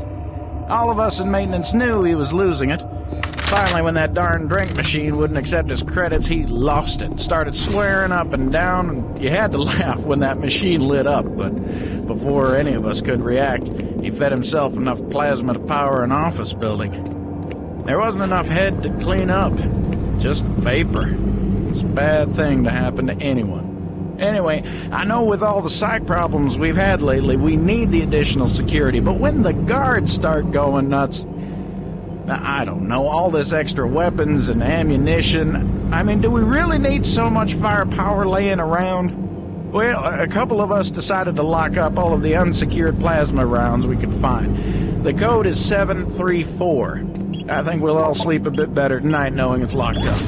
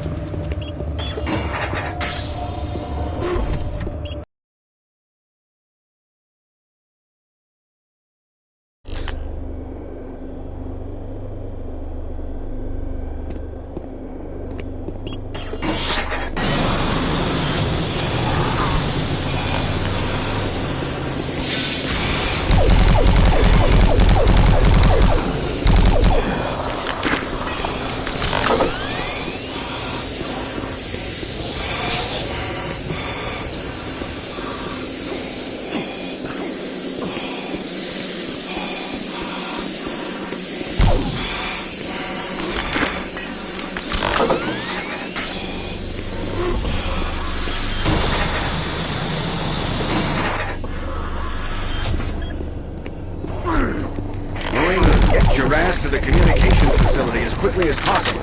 You gotta get that message to the police.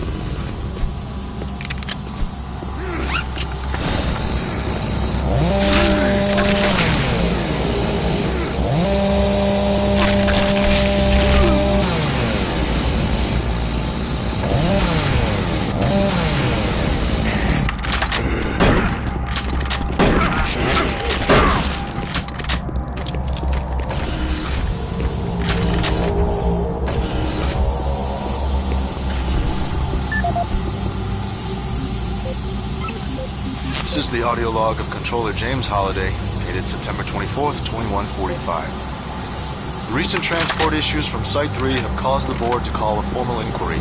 We'll study weight limits and suggest better ways to provide protection for Site 3 artifacts. Our equipment... God damn it, these PDAs, does anything work with these?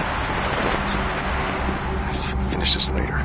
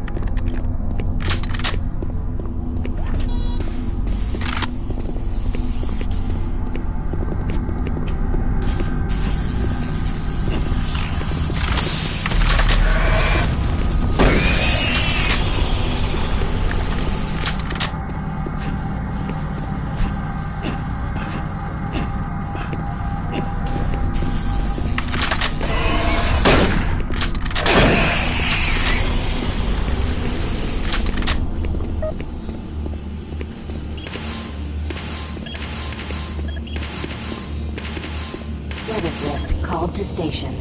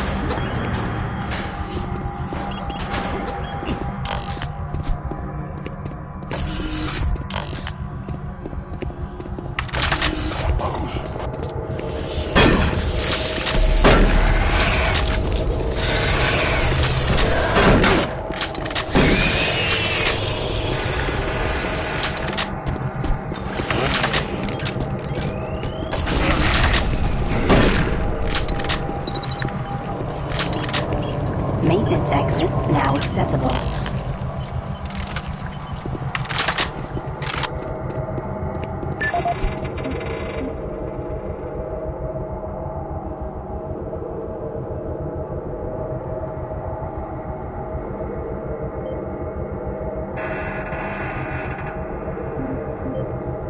This is the audio log of Officer Ron Ridge dated October 16, 2145. Recent transport tunnel accidents are causing major headaches for both supply and maintenance. Each accident causes an estimated 1 to 3 hour delay in what are mostly time-sensitive shipments. It's becoming evident that certain junctions need safety adjustments as well as recommitment to driving safety by all personnel. The MPRO to Com Center route has shown the biggest increase in accidents over the past 6 months. Safety signs and improved lighting are needed throughout the main junctions over the stretch of tunnels and paths. Absolutely, no recreational vehicle passage should be allowed during peak hours. All personnel should use monorail travel whenever possible to keep cargo shipments flowing smoothly.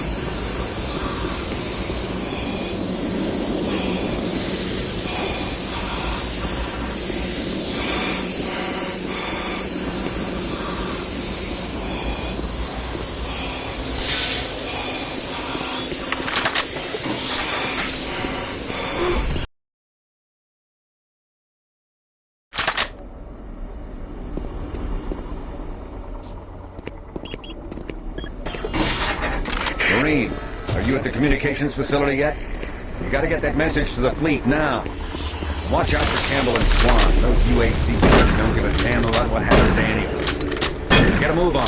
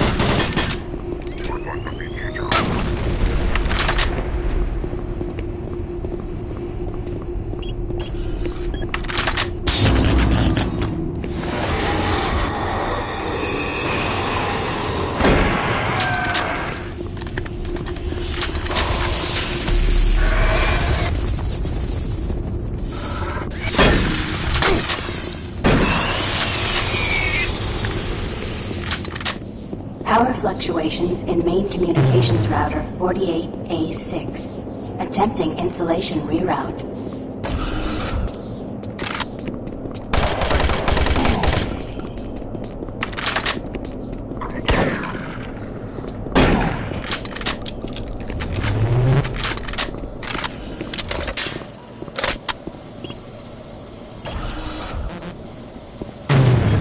Primary communication systems offline. Attempt to configure secondary tower failed.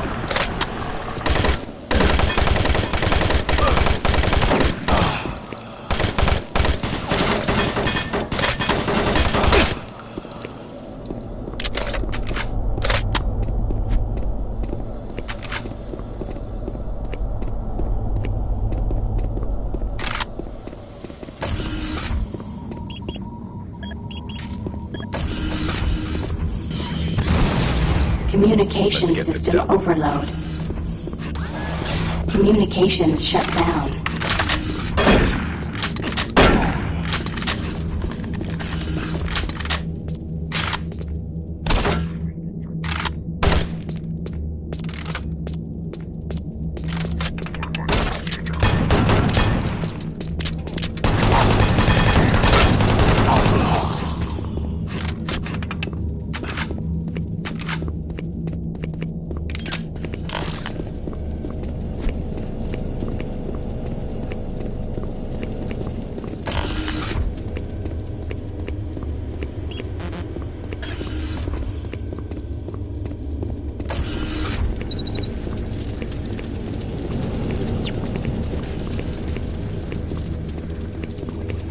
Marine, Delta System computers are showing all off-base communication down.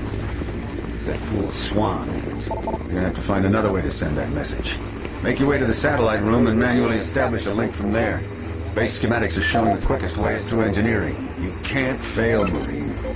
Get that message sent.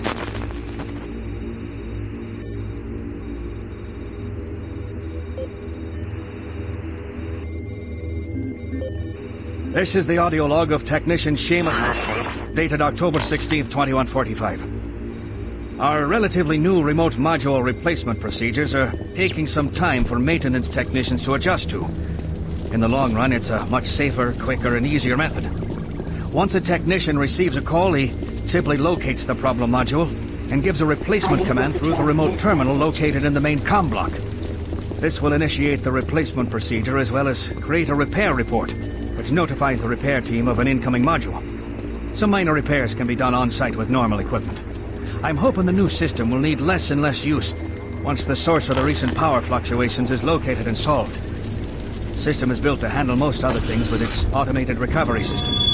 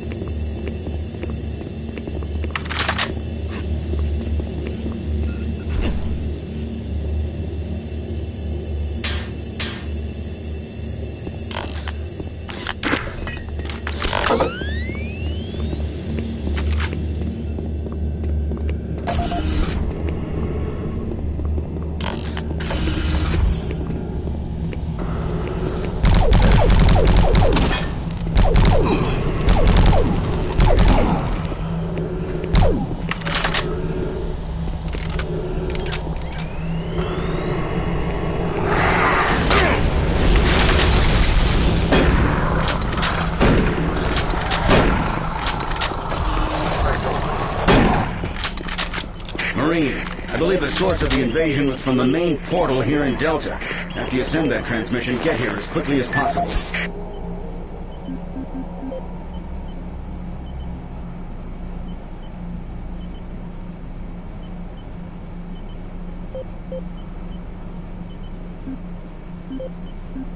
This is the audio log of Officer Ben Wolf, dated October 7th, 2145. Recent unauthorized transmissions have been uncovered in the off-site redundant logs. These logs are usually not validated, but an unscheduled audit has shown significant activity. Our investigating will be done to get to the bottom of this matter. Particularly interesting are transmission blocks D4560 and DE3288, which have no links to base systems. More to follow.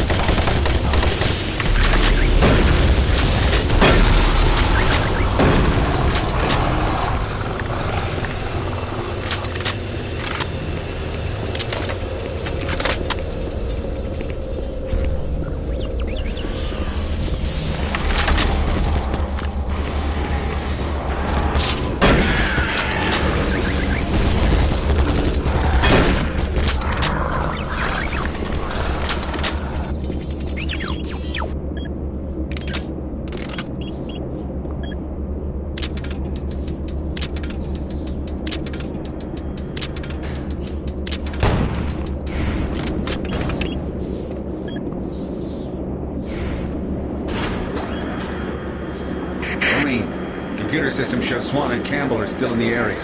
Watch out for them. And get that transmission sent.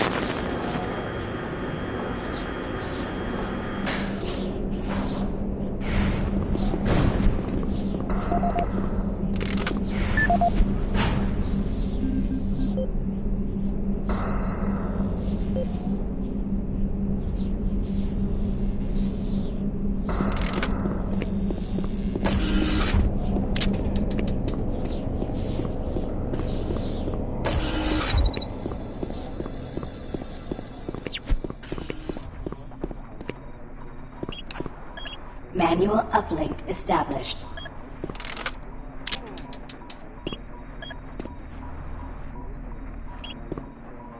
Marine, you hear me? Back off from that console. Do not call for reinforcements. We don't know what the hell is going on here, and until we do, this area remains under UAC control. Cancel that transmission. Satellite connection established.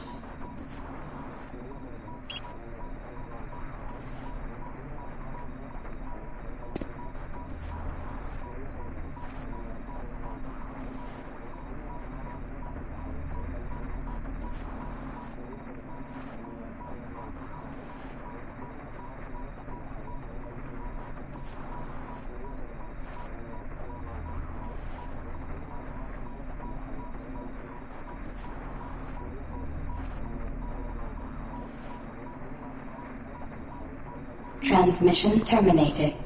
You did the right thing. Until we know what's happening here, we need to keep ourselves sealed off from everyone else. The monorail entrance looks clear. Meet up with us there. We need to reach the Delta Complex and stop this.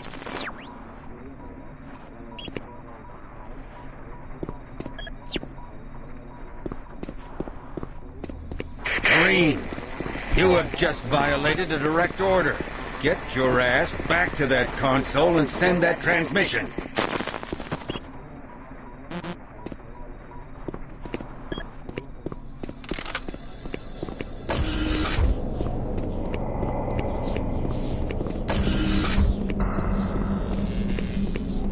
Marine, this is your last chance to get...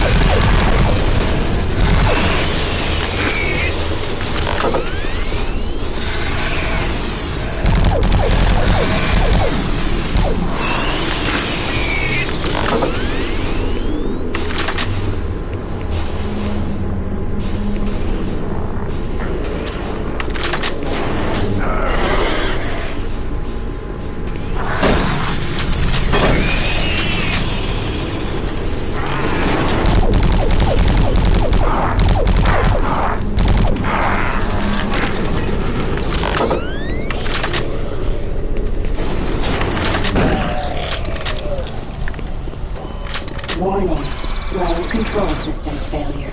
Toxins identified. Execute cleanup procedure.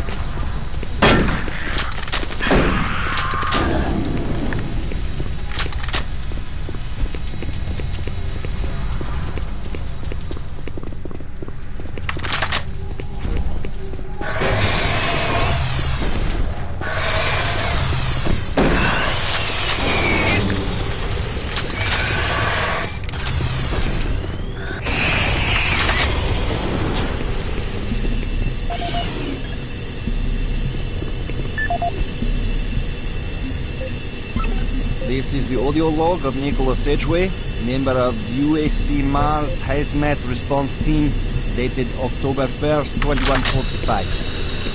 We have concluded that the Martian atmosphere is wreaking havoc on the exhaust valve seals in the standard number 5 disposal grounds.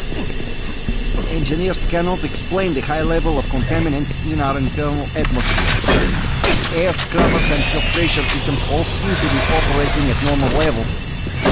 A small layer of particulate is making it into the storage areas. That is what caused the lockdown yesterday. EAP Director Charles Hollis informs me that the personnel won't be harmed by these contaminants in the air, but we've seen that they do cause a corrosive reaction when introduced to the rubber compounds used in the storage systems. Effective immediately, all number 5 disposal drums must be locked away in at least a Class 2 rated transport medium. Assessment ends. Pump station shut down.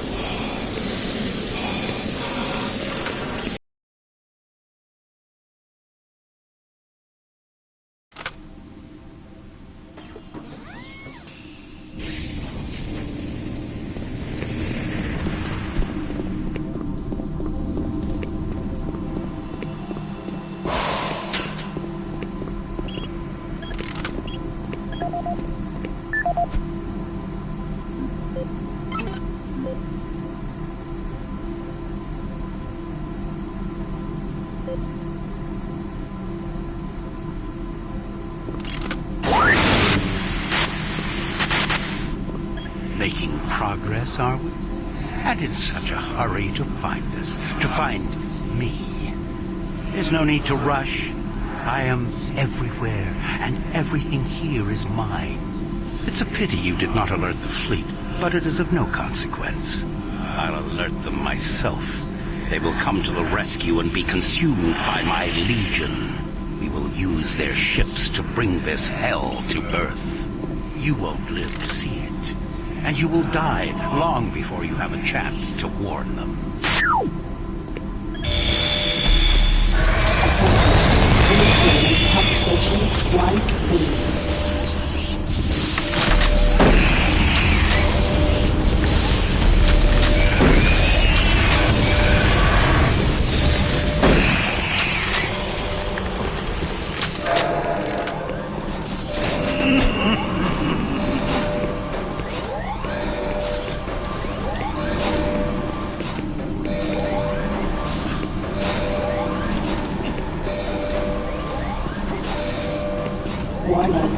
Air filtration system offline. Toxicity level increasing. There's nothing left for you but a slow death as your lungs fill with toxic gases.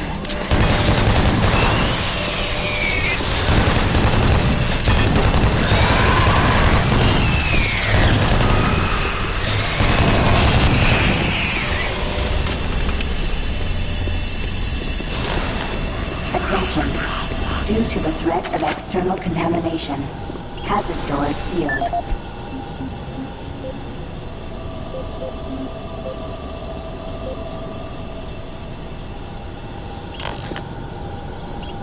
Attention.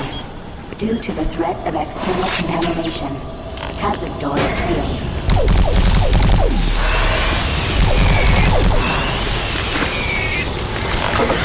You will never escape me. Your soul will be mine.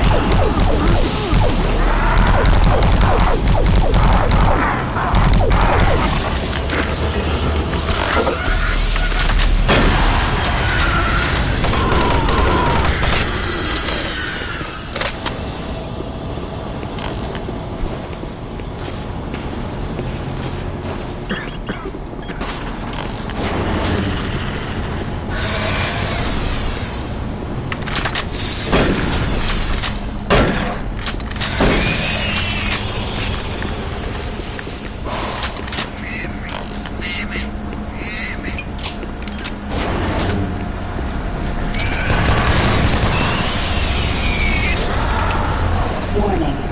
Danger level yellow. Unsafe toxicity level detected.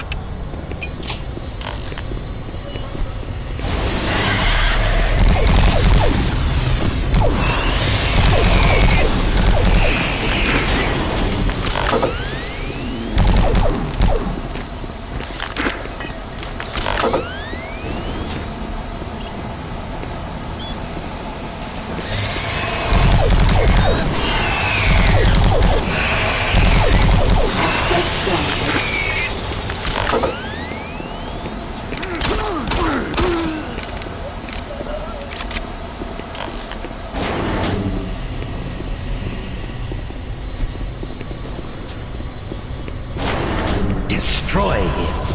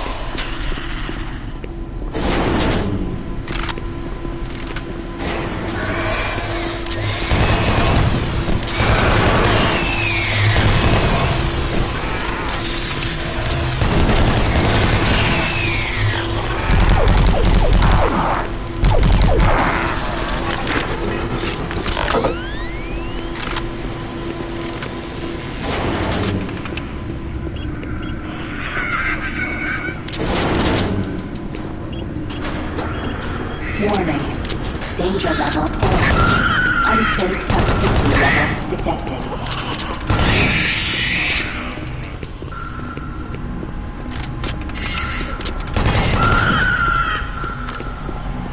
Warning. Danger level orange. Unsafe toxicity level detected.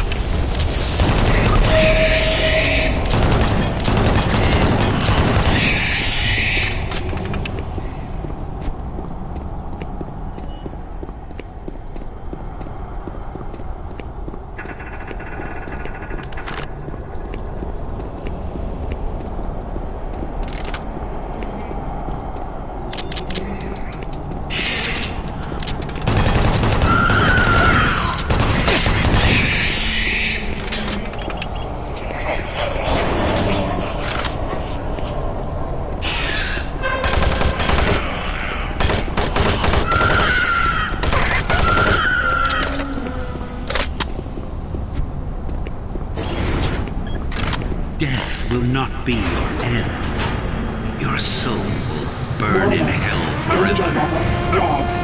Lethal toxicity level detected. Air scrubber 1, air scrubber 2 of 3 activated. Attention. Air filtration system activated. Toxicity level decreasing.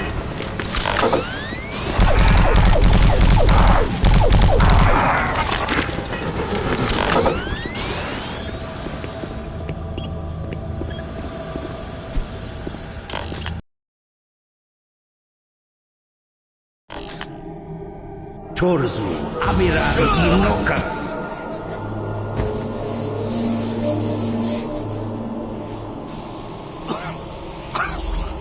Rise, rise, Quas Clear Yalopan.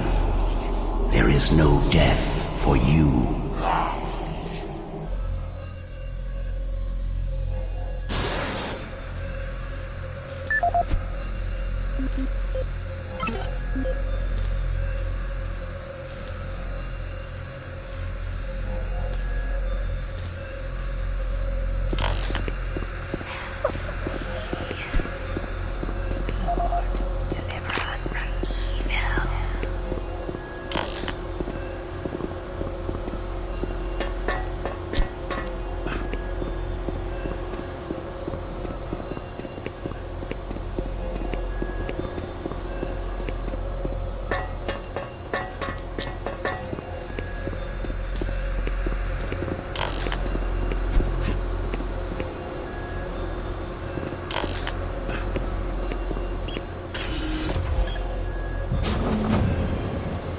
Now leaving Environmental Reprocessing Center.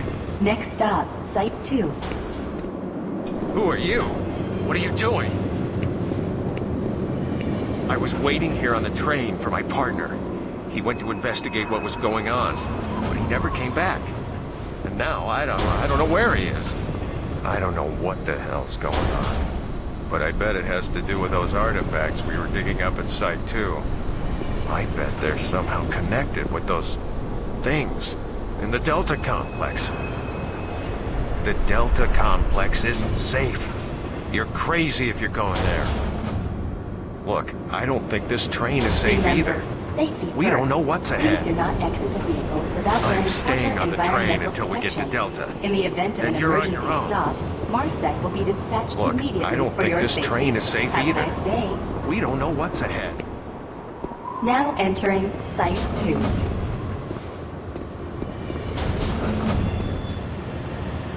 Warning, airlock malfunction. Please contact engineering to facilitate repairs. Thank you, and have a nice day.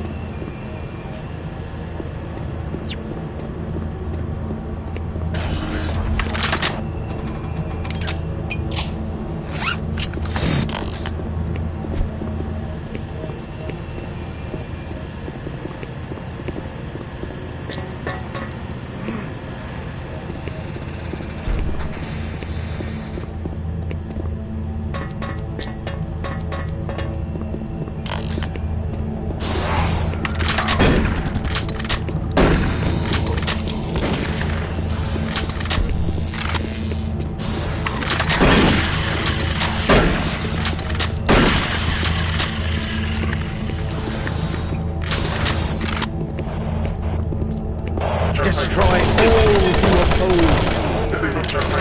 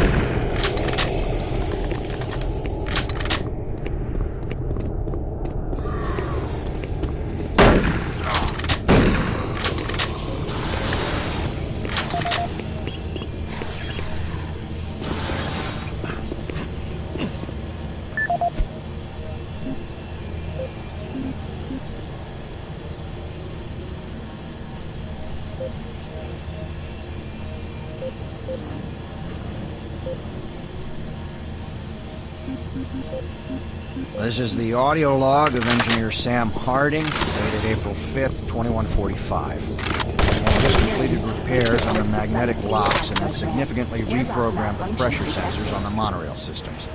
My fellow engineers and I are confident that the accident of last week will never happen again.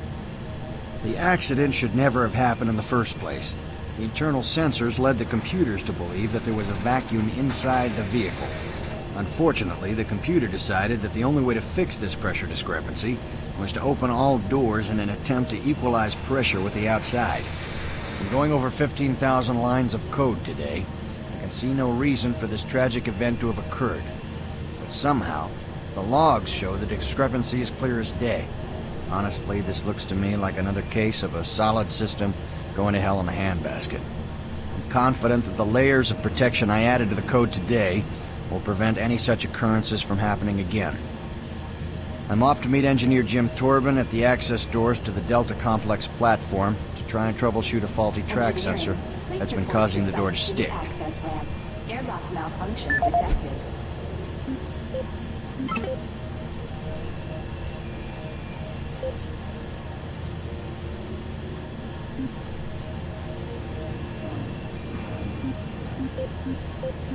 This is the audio log of Charles Hollis, EAP Director, dated September 5th, 2145.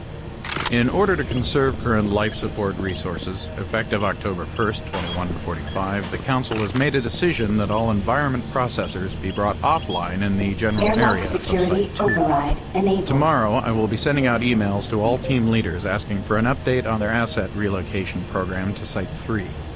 We feel that we have unearthed enough useful material as it pertains to the project from Site 2, and choose to now devote resources in the exploration of Site 3. End log recording.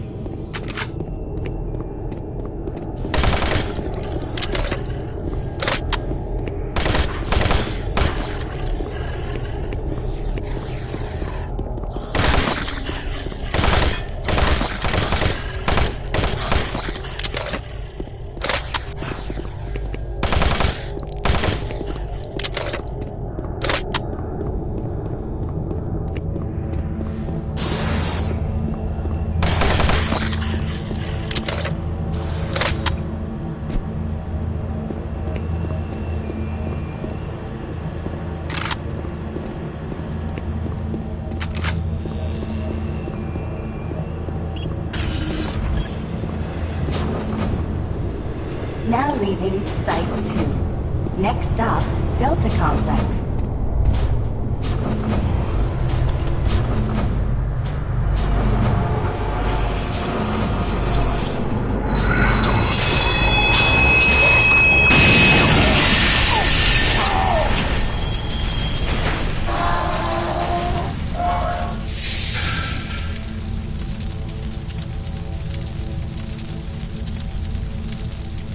Engineering, please report to Delta Complex access ramp. Track sensor failure detected.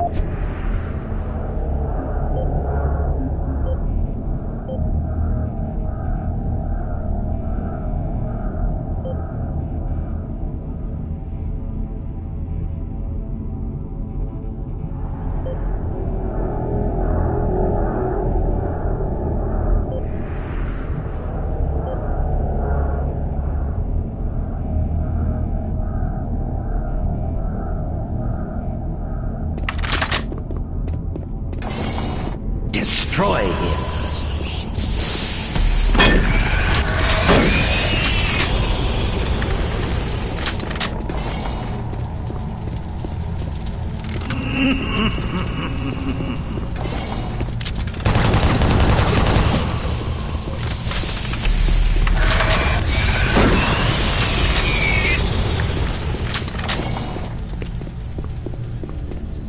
Warning. Automated turret guns online.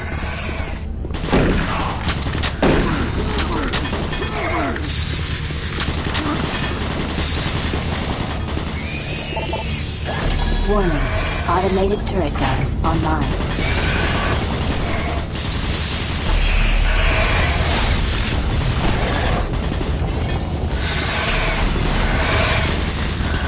Warning. Automated turret guns online.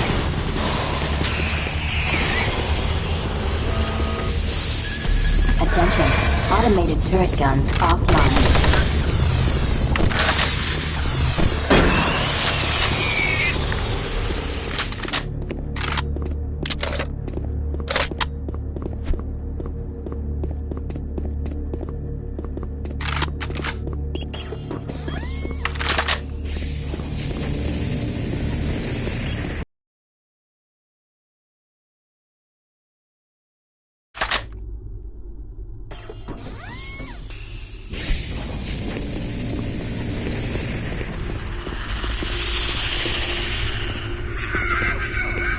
Emergency power only. All Delta operations suspended.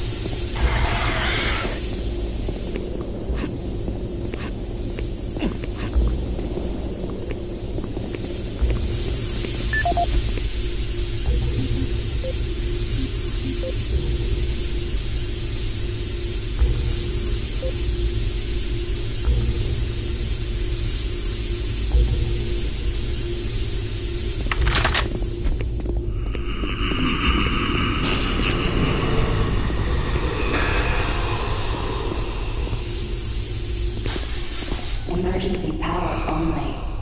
All Delta operations suspended.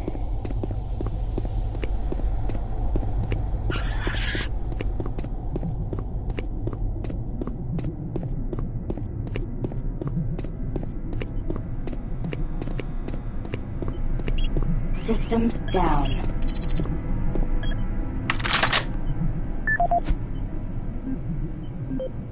This is the audio log of Robert Price, Delta Operational Director in charge of personnel, recruitment, evaluation, and placement.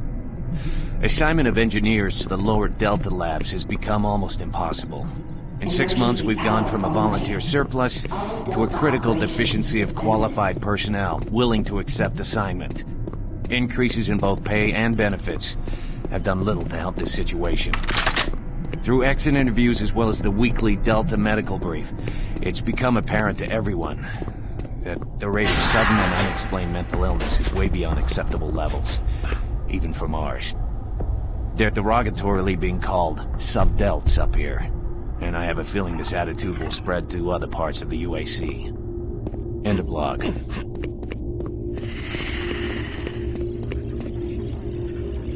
Emergency power only. All Delta operations suspended. Help me. Watch us.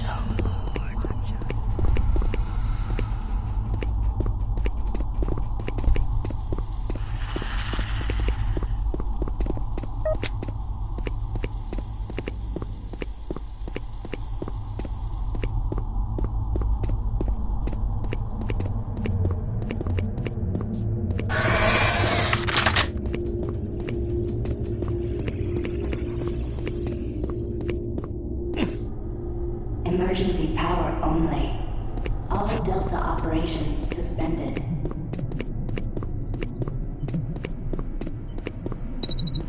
Warning. Reactor core offline. Follow safety procedure. Orange.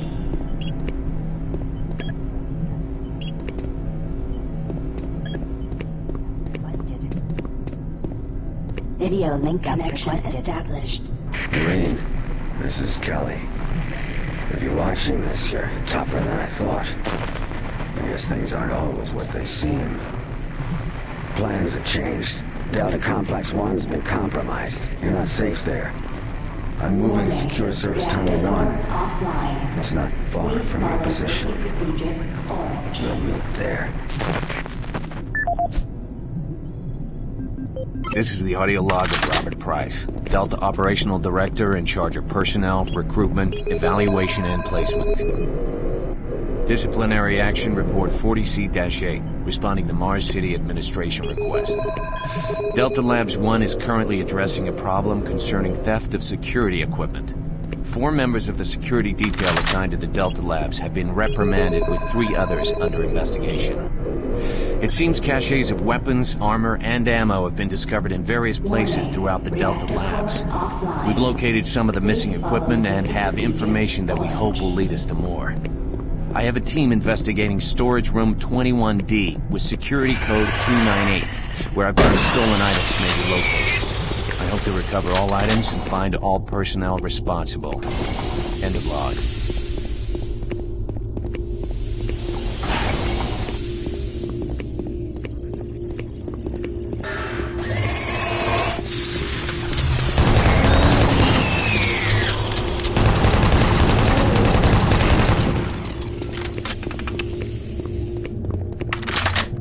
Warning. Reactor core offline.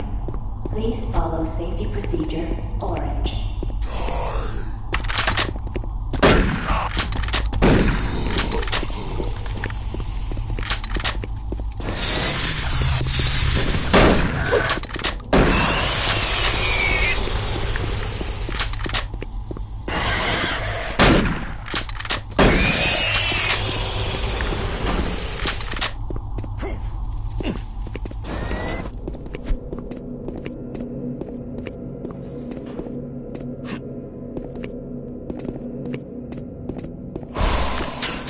Warning. Reactor core offline. Please follow safety procedure orange.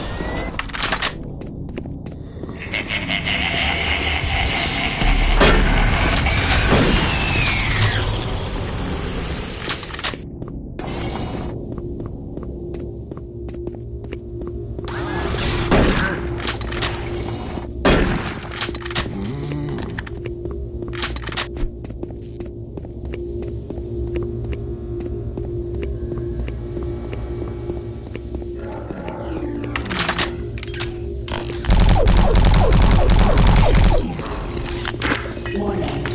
Reactor core offline. Please follow safety procedure orange.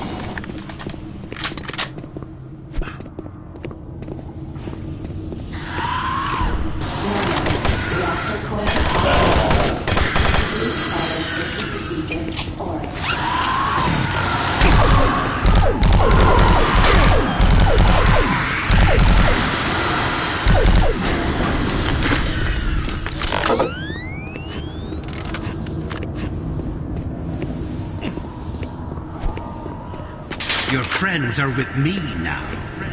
Soon, you will join.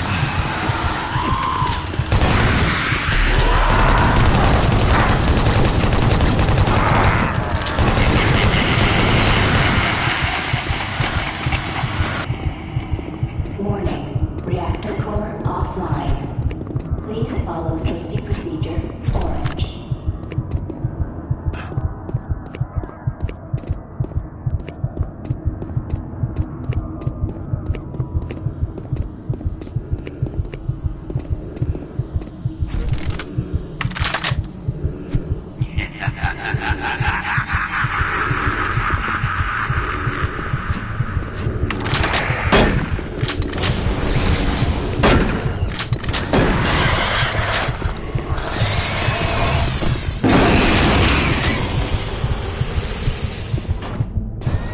Warning. Reactor core offline. Please follow safety procedure Orange. This is the audio log of Robert Price, Delta Operational Director in charge of personnel, recruitment, evaluation, and placement. Disciplinary Action Report 40C-8, responding to Mars City Administration request. Delta Labs 1 is currently addressing a problem concerning theft of security equipment. 4 members of the security detail assigned to the Delta Labs have been reprimanded, with 3 others under investigation. It seems caches of weapons, armor, and ammo have been discovered in various places throughout the Delta Labs. We've located some of the missing equipment and have information that we hope will lead us to more. I have a team investigating storage room 21D with security code 298, where I've learned stolen items may be located. I hope to recover all items and find all personnel responsible. End of log.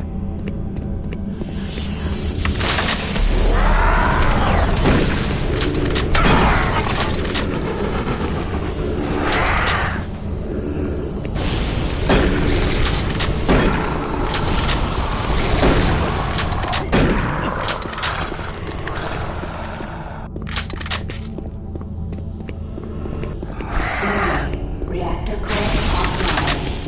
Please follow safety procedure.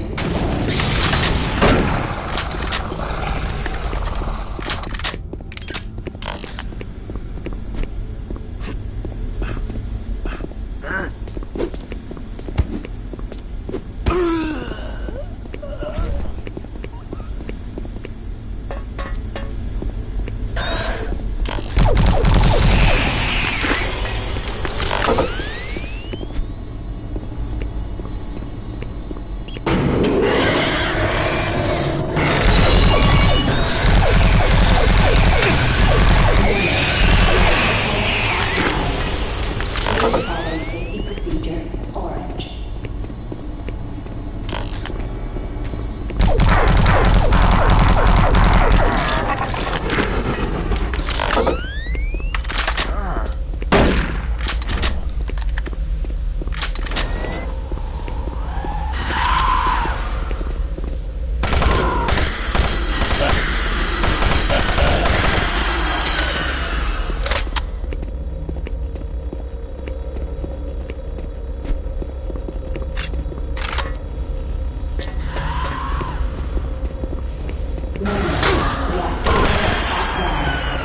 Please follow safety procedure Orange.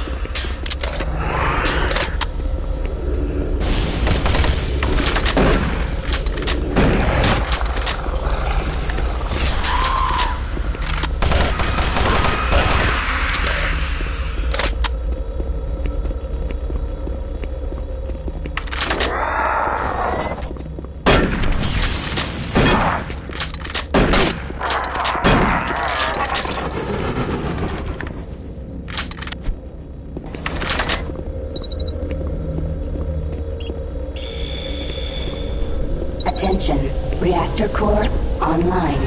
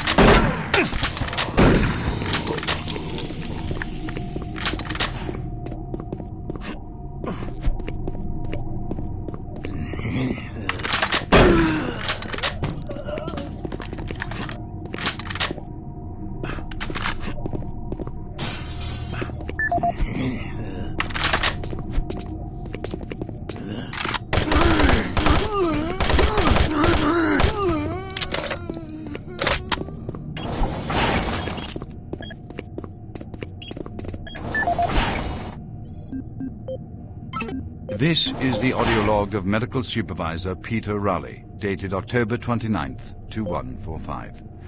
We have exhausted all known forms of drug treatment in hopes of finding a way to abate this strange outbreak of dementia, and I have yet to receive any additional data from the psychiatrists back on Earth. Options are quickly dwindling. Approximately 80% of all extraplanar participants exhibit signs of mild neuroses within the first 48 hours after returning from their expeditions. Within 72 hours, 75% of patients exhibit extreme signs of paranoid delusion and violence.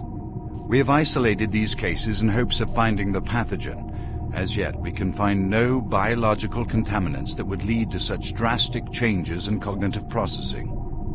It seems that whatever this pathogen is, it attacks higher brain functions and only leaves more basal functions in the lower brain stem. We've witnessed that a high percentage of subjects lose ability for rational thought and communication skills, and then the physical changes become evident. Subjects in this group appear to atrophy.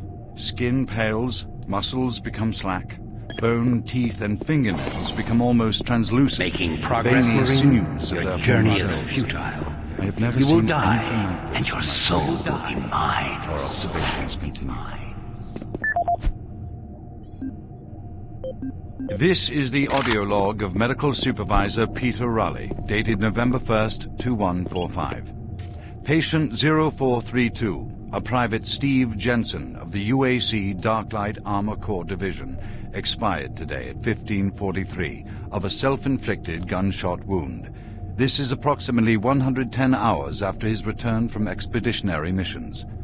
Private Jensen was suffering from paranoid delusions and full-blown dementia. Treatment was unsuccessful. He was the last surviving member of his outfit. 4 other squad mates, who also came back with Private Jensen, expired from injuries suffered on that last mission shortly after their return. Before his death, Private Jensen was heard screaming in both English and other languages, something about demon hordes feasting on our souls. The other language was later discovered to be Aramaic. Due to security concerns in the area, I've secured some armaments within my office.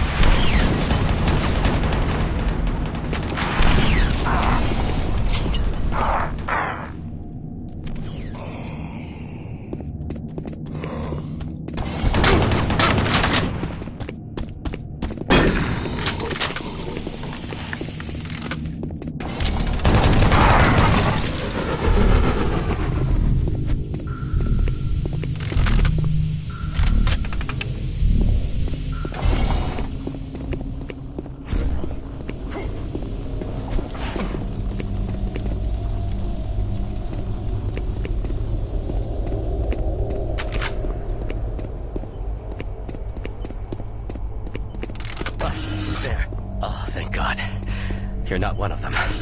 I thought everyone else was gone. I was part of this. I helped them. The madness of opening to another dimension. Look, we don't have much time.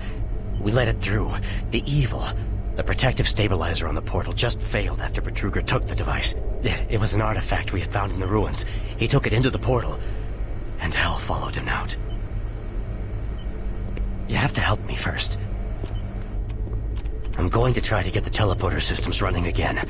The areas are destroyed around us, so it's the only way through this part of the complex. You need to find me a working plasma inducer. It's all I need to get the teleporter working. You can look for it in operations. I have a security clearance. I'll unlock some doors for you. There. We don't have a lot of time. Please hurry.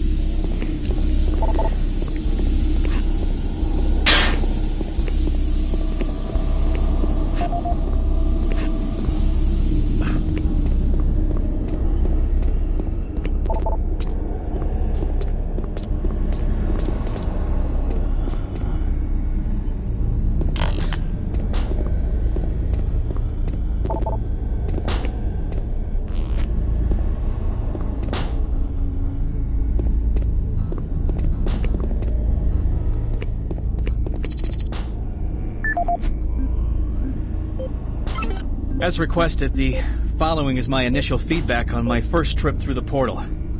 Private First Class Frank Sinders, dated October 15th, 2145. I don't know exactly where to begin. Obviously, I survived the first trip. Feel no worse for wear. I'm not feeling any of the symptoms reported by the others who have gone in before me, but I'm at a point where I'm still trying to process everything. Thankfully, the place looks deserted and devoid of any life, but flames and heat and stench of the place. It smells of death, decay, and burnt flesh. Tomorrow we're going back in with some of the eggheads, science division, to start securing forward positions, and we expect to start sending out the mapping droids at the same time.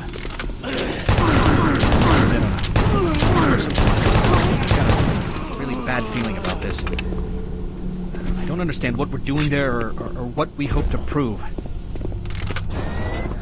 PFC Sinders, signing off.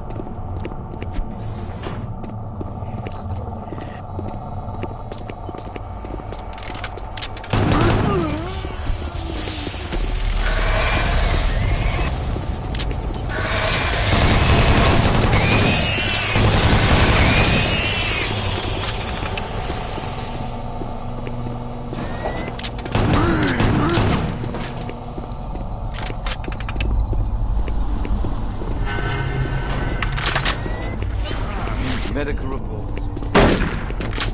November 2nd, 2145. Patient 0433, a private citizen of UAC Dark Light Armor Corps Division 1533. Private Jensen was suffering from paranoid delusions and full-blown dementia. Treatment was unsuccessful. Initial psychiatric interviews suggested only mild psychosis with speech, motor activity, and thought processes within normal range. Paranoia being the only psychotic element directly evident. Reference interview G8A. Private Steve Jensen, October 18, 2145.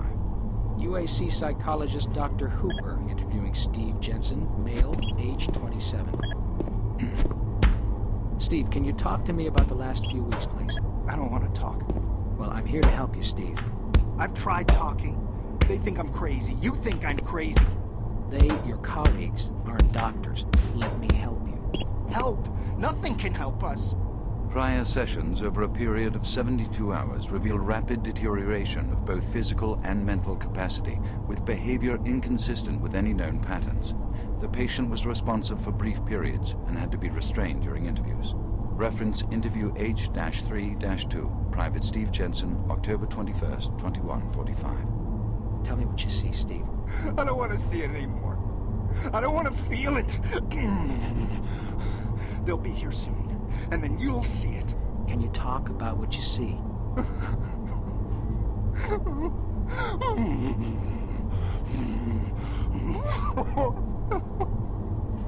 Steve? Patient unresponsive. Terminating interview. We have exhausted all known forms of drug treatment in hopes of finding a way to abate this strange outbreak of dementia, and I have yet to receive any additional data from the psychiatrists back on Earth. Options are quickly dwindling.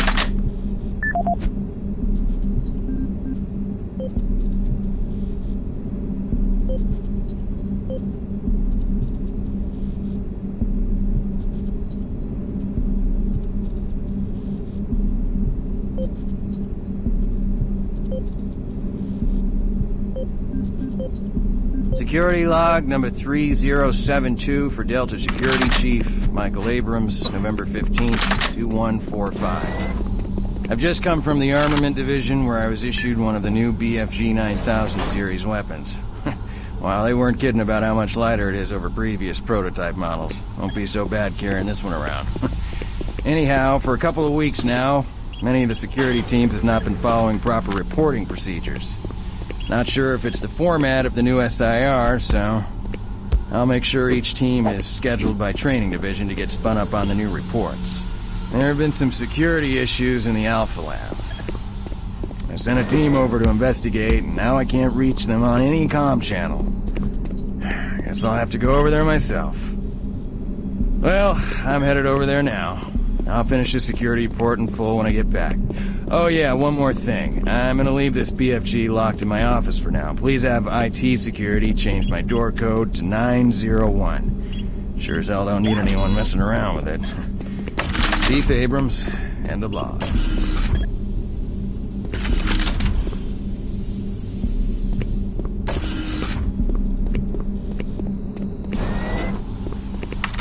Halon systems deactivated.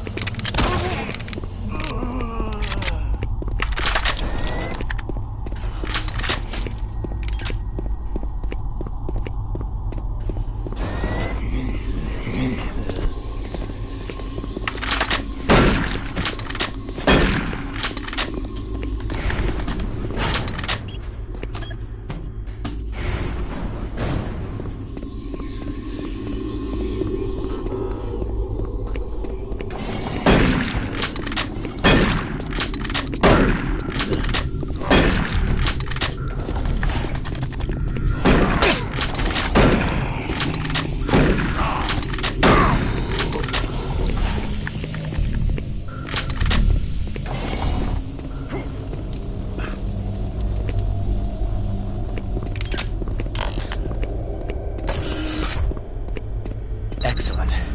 That will get the teleporter working again. Now, you don't have much time.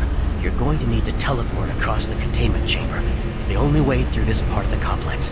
Head into the chamber and initiate the sequence on the machine. I'll take care of the rest. I'm not going with you. Good luck. But before you go, I want you to take something. It's a journal I made about the experiments. Those things. It's all there. It'll explain everything. Get it to someone so this never happens again.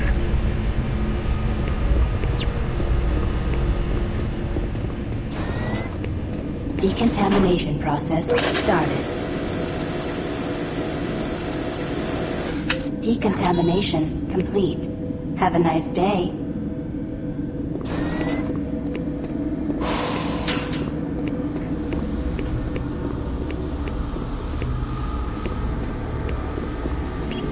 Systems activated.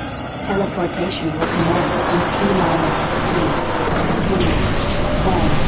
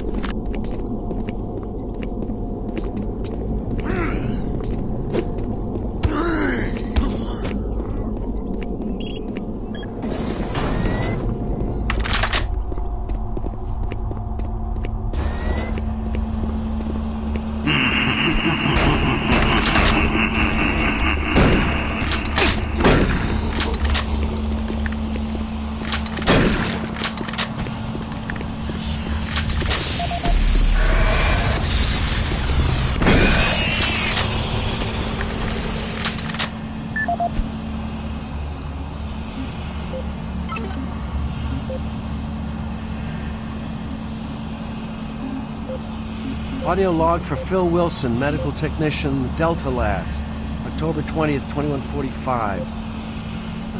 Today I witnessed the third test of the teleporter in the 3 weeks that I've been here. Volunteers are becoming harder and harder to come by, and it isn't difficult to see why. They all come back screaming like loons about demons, pools of blood, real fire and brimstone stuff. At first I wasn't paying much attention, just doing my job, but the last was Robert Clayton. I met him my first day here. This guy chews up rocks and spits out fire as tough as they come. Having to sedate him and drag his drooling body to the isolation really freaked me out. I'm gonna put in for a transfer as soon as I'm able.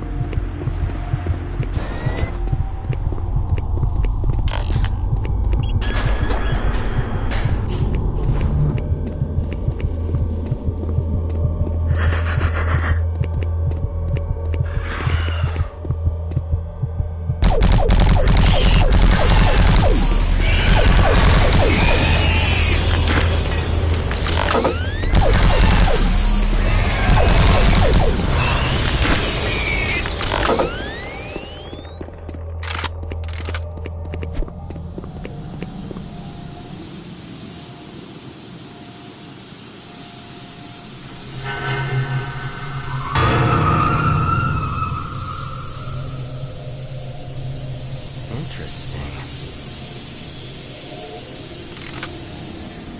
Ah, you surprised me.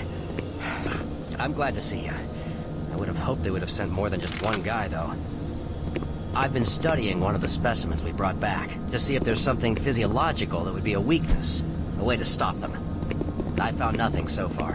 Haven't had enough time. I'm gonna stay here and keep looking. It's the only thing I can do. There are combat supplies in the storage cabinet in the next room.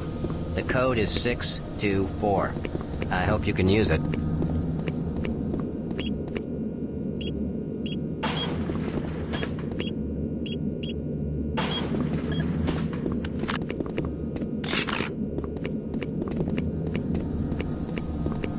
I'm gonna stay here and keep working. I'll upload my findings into the data. Look, I can't go with you. This is too important for me to leave. You should get out of here. Get some help and tell them I'm still down here.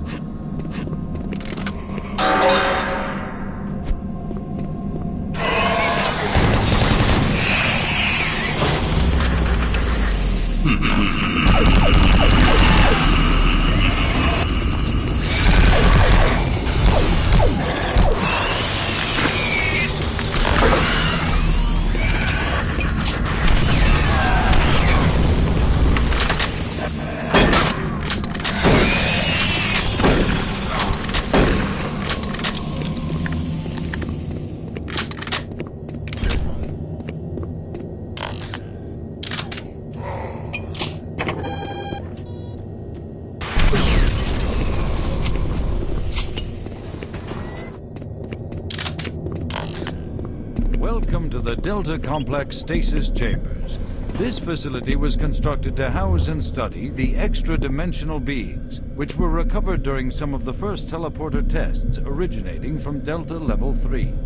While little is known about their native environment, the specimens appear to be carbon-based lifeforms with extremely high heat tolerances. The epidermal tissue is extremely resilient to abrasion or incision, which has complicated internal studies. Observational studies have shown incredible strength and agility, as well as the ability for some specimens to manifest and control cohesive plasma masses. The method by which these plasma masses are created is yet unknown. It is believed that the specimens possess a rudimentary intelligence and social structure, as was demonstrated during the first tragic expeditions through the portal. While the cost in human life has been great in acquiring these specimens, we hope to one day complete genomic mapping and begin to answer the many questions we have about these entities.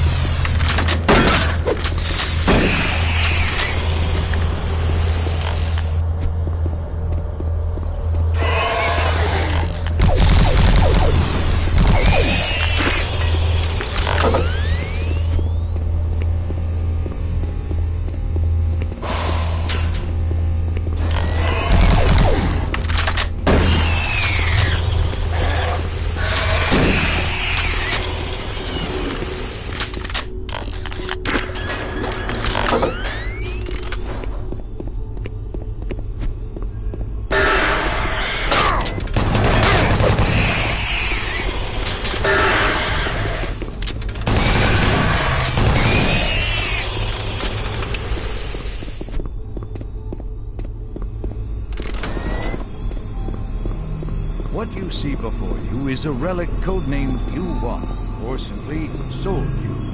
It was discovered in 2104, located in a geographic region where UAC researchers have unearthed evidence of a long-lost civilization. We know nothing of this civilization other than they existed, and that they were all wiped out in some type of cataclysmic event, according to what we've been able to decode from stone tablets found throughout the ruins.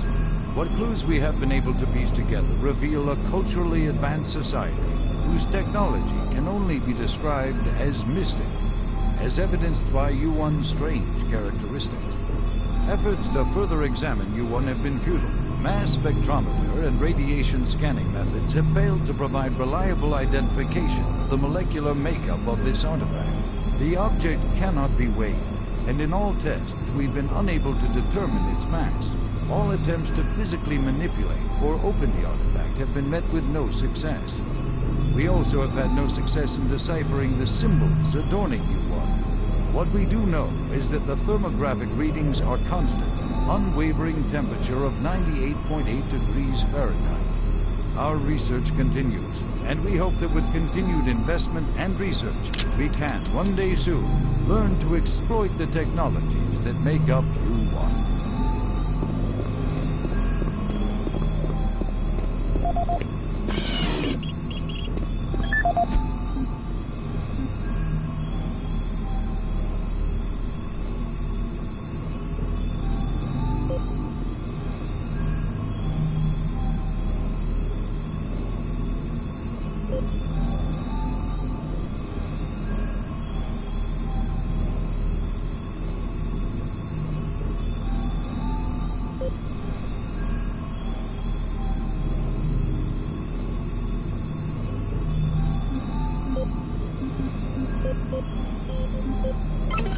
This is the audio log of Research Director Larry Bowman, October 19th, 2145. I've been examining the glyphs on the cube-shaped artifact, Sol Cube.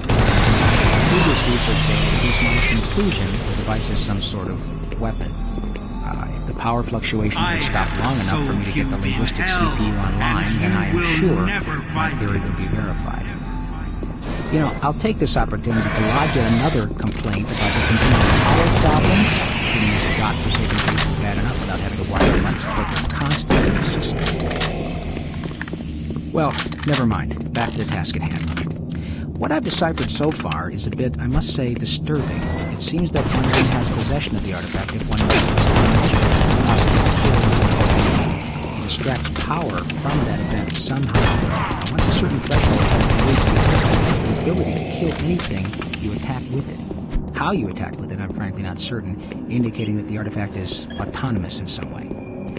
To date, I've only deciphered about 2/3, give or take, of the markings, but my initial glance at the rest of them indicates it harbors some far greater power.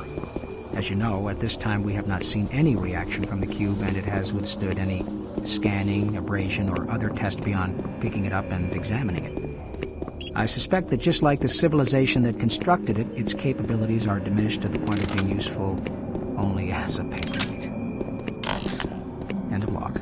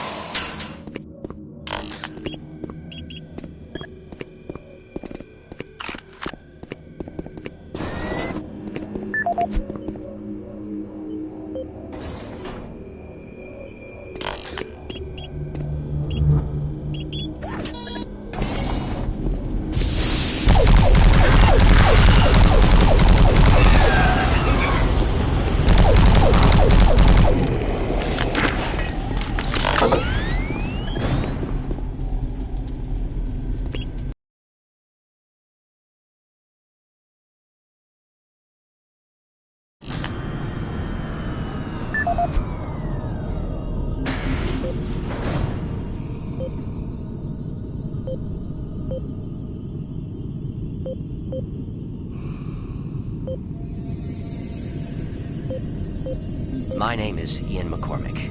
I'm a research specialist stationed on Mars, working for the UAC. My primary job is, or rather was, to assist Dr. Malcolm Betruger in a variety of experiments, though for the past year we've been focusing almost exclusively on I don't know if you're going to hear a lot, so I'm recording this video log to let someone know what happened with that which experiments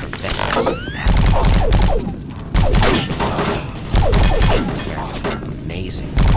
Creating new science, the prospects of changing our way of life were, well, they were outstanding. I was proud to be associated with such an amazing project and someone as talented as Dr. Betruger. We noticed early on, probably before we had completed maybe a dozen successful tests, that there was a variable delay during the teleportation. The objects had broken down at the quantum level, transported, and then reassembled. Each stage of the process should have been instantaneous, but it wasn't, and we didn't know why. We sent a video drone through and were shocked at the images it sent back. Just a few frames of video right before the drone came back through showed what appeared to be several sets of eyes looking directly at the probe.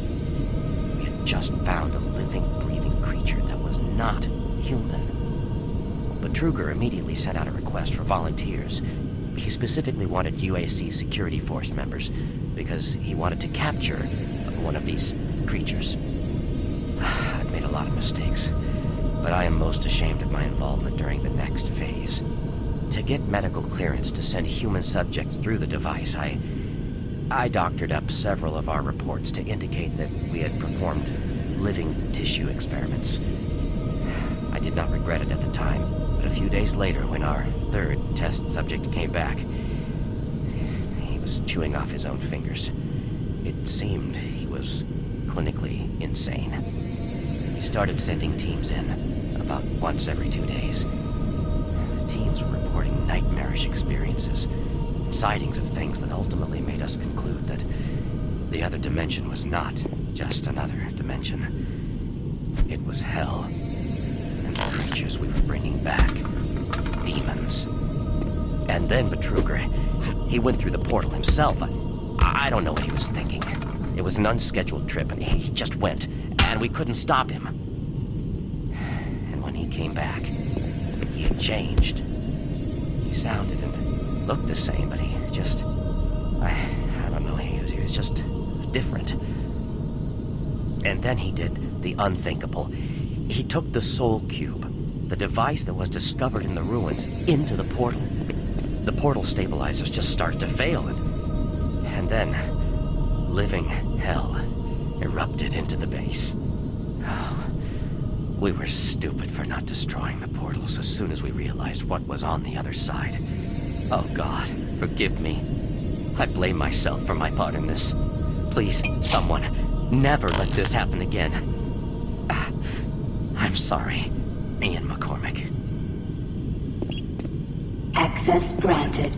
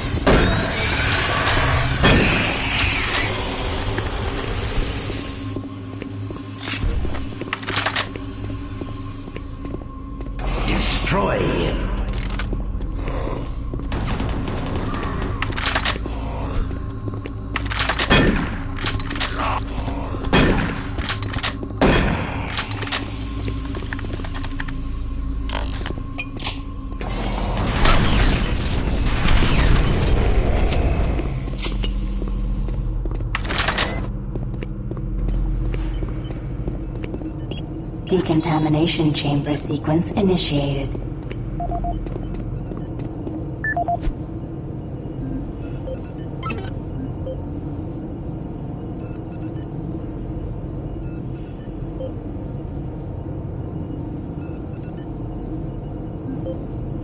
This is the personal audio log of Dr. Frank Serrano, dated September 19th, 2145.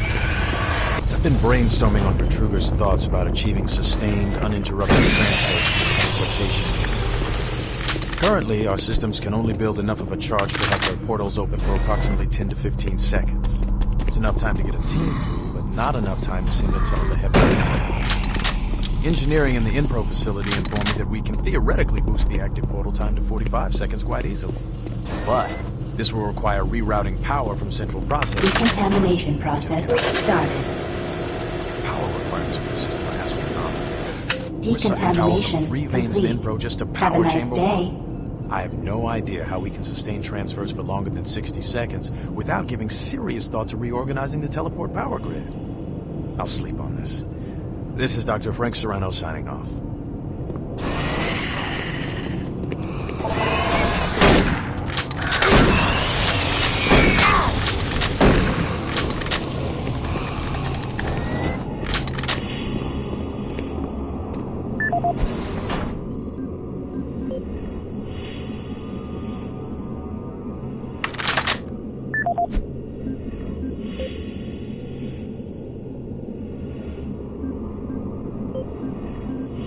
This is the audio log of Administrative Assistant Han Li, dated October 16, 2145. Why is it that I keep getting the crummy jobs? Armor Corps 1st Platoon and 1st Science Team were completely wiped out this morning on their second excursion. And I am the one charged with writing up the reports and sending this information back to Earth next of kin.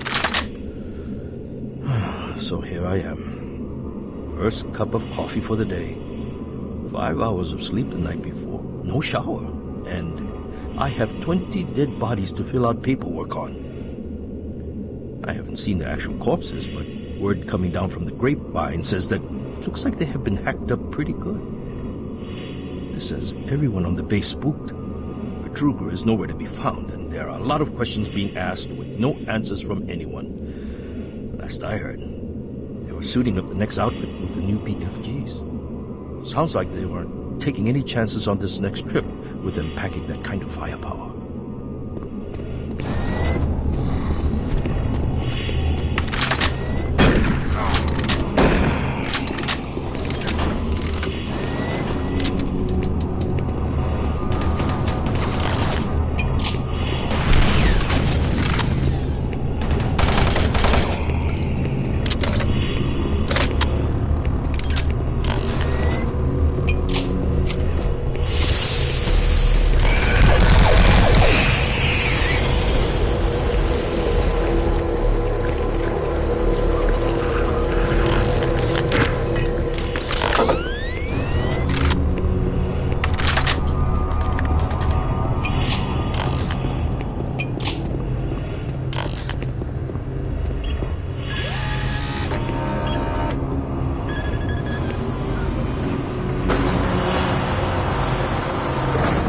Please select teleport destination. Pad 2 selected.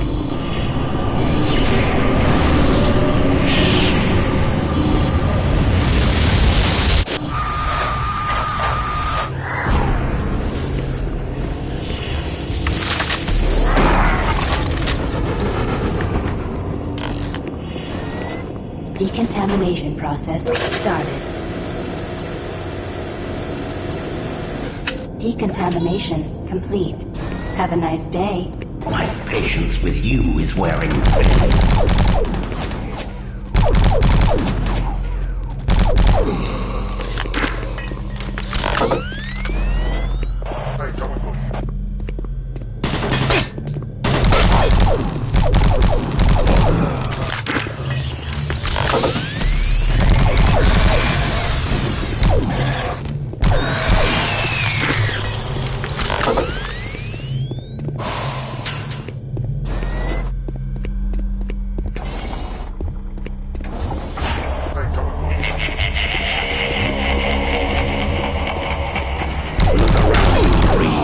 Everyone is dead, and soon you will join them.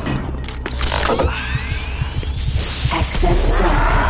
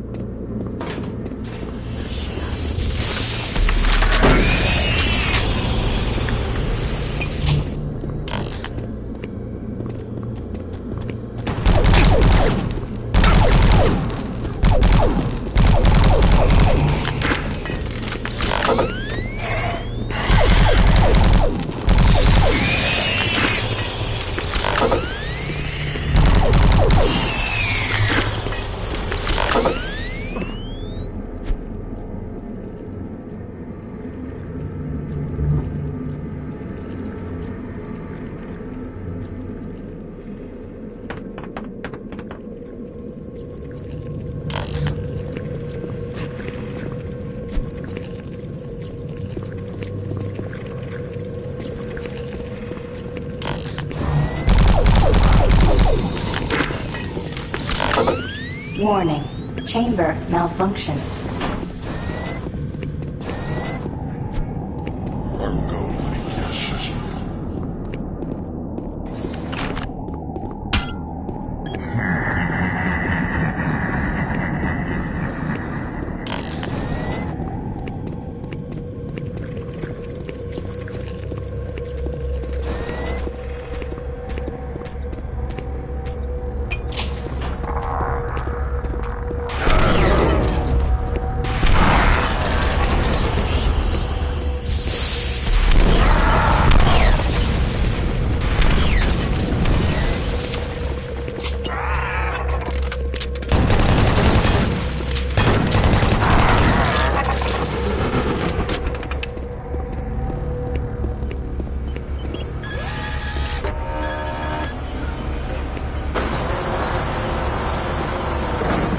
Please select teleport destination. Pad 3 selected.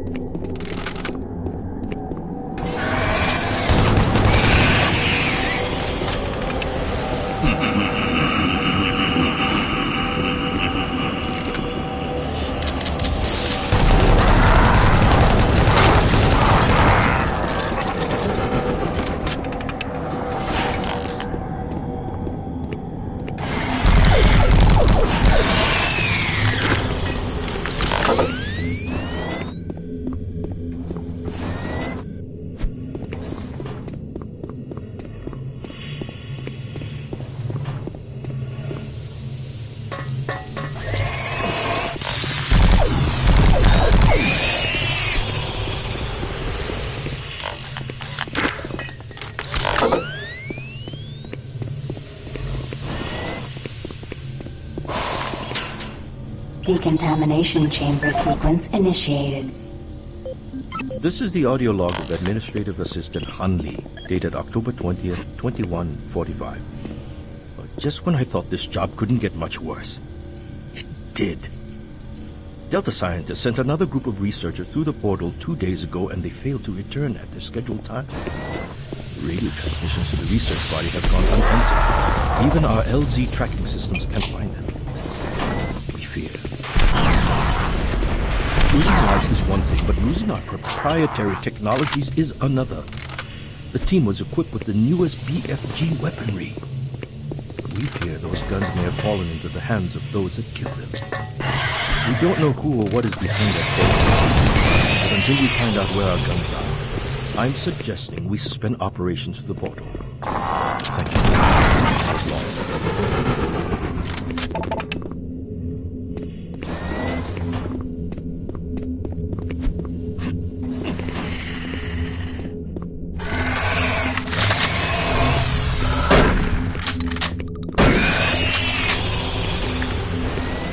Decontamination process started. Primary system failure. System shutdown. Backup systems online. Stop him! Maintenance personnel needed in Chamber 3.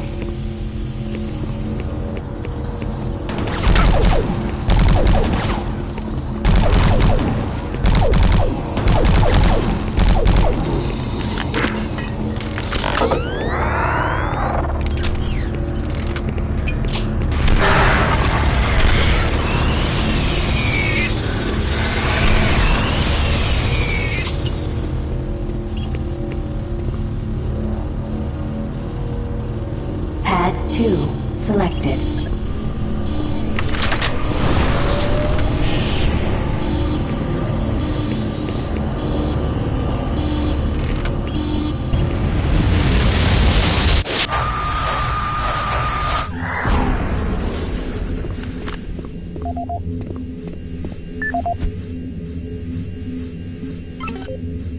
This is the audio log of Dr. Martin Schultz, dated August 7, 2145. We need to amend the operating procedures to ensure that all target teleport markers are properly set and locked before engaging the systems. We had a tragic accident today in Chamber 1 that led to the death of Susan, one of our female chimps. She stepped onto the platform during the calibration phase, and an electrical short gauged the system and literally split her in two. Her torso appeared at the destination marker, while her lower extremities remained in place on the source pad. I'm not sure how we've gone this long without this problem appearing sooner, but it seems like we've been having nothing but difficulties getting these systems to work. I don't know where Betruger finds the energy. He's been busy slaving away in the labs for 16 hours a day trying to debug these latest problems. What's he trying to do? Make the rest of us working stiffs look bad? Regardless, we have our work cut out for us over the next couple of days, going over all the systems logs to see exactly what went wrong with this round of tests. Dr. Martin Schultz signing off, hoping to report better news next time.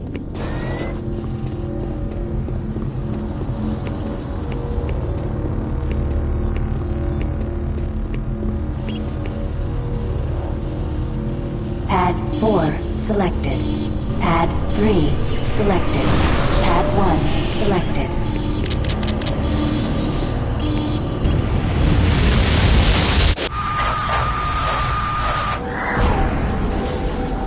Making progress, Marine? Your journey is futile. You will die, and your soul will be mine. You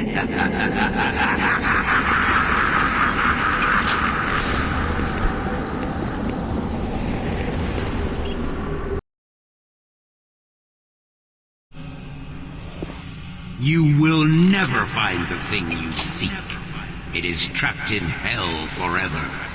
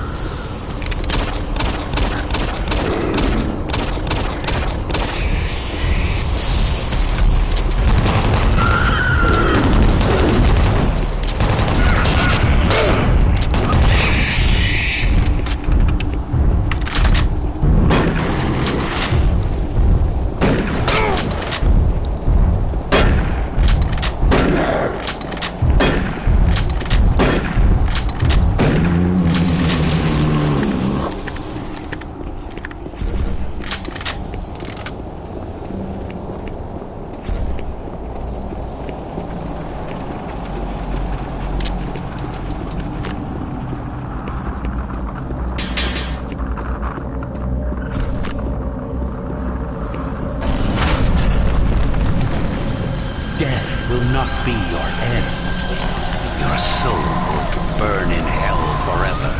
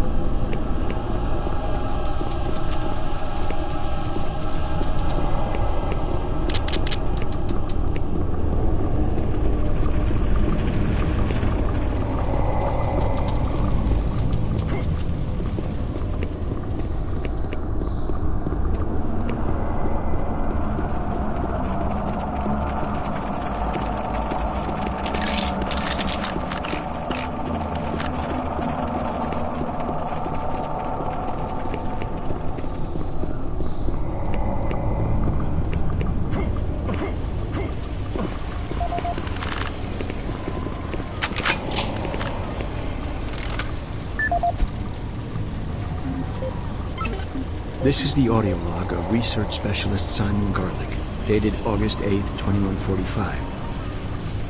It seems that I have misplaced the rest of the science team. I don't know how it happened. This place... well, I don't know what this place has done with them. One moment there, I'm taking samples, and the next thing I know, I turn around and everyone is gone. There 1 second, turn around, and they're gone. I can't raise anyone on the comlinks, and the only signs of the team I can find are tools and other personal effects that seem to have been left behind. Almost as if they had stopped working midway through running experiments. This place does funny things with your eyes and your perception of time.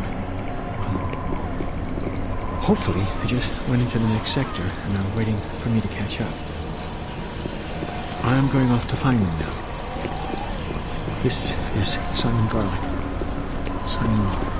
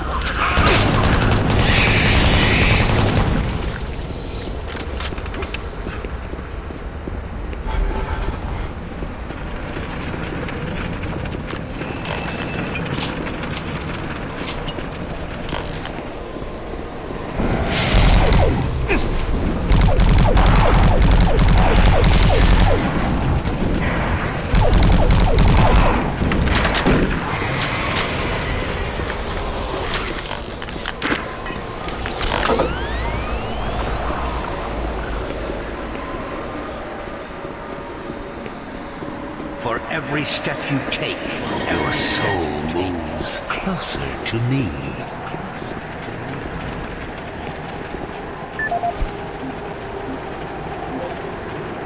This is the audio log of research specialist Simon Garlick, dated August 10th, 2015. Suffering and pain. It's been 2 days now since I've seen any other team members. I don't know how I've survived this long, or how I got away. They were just, torn apart.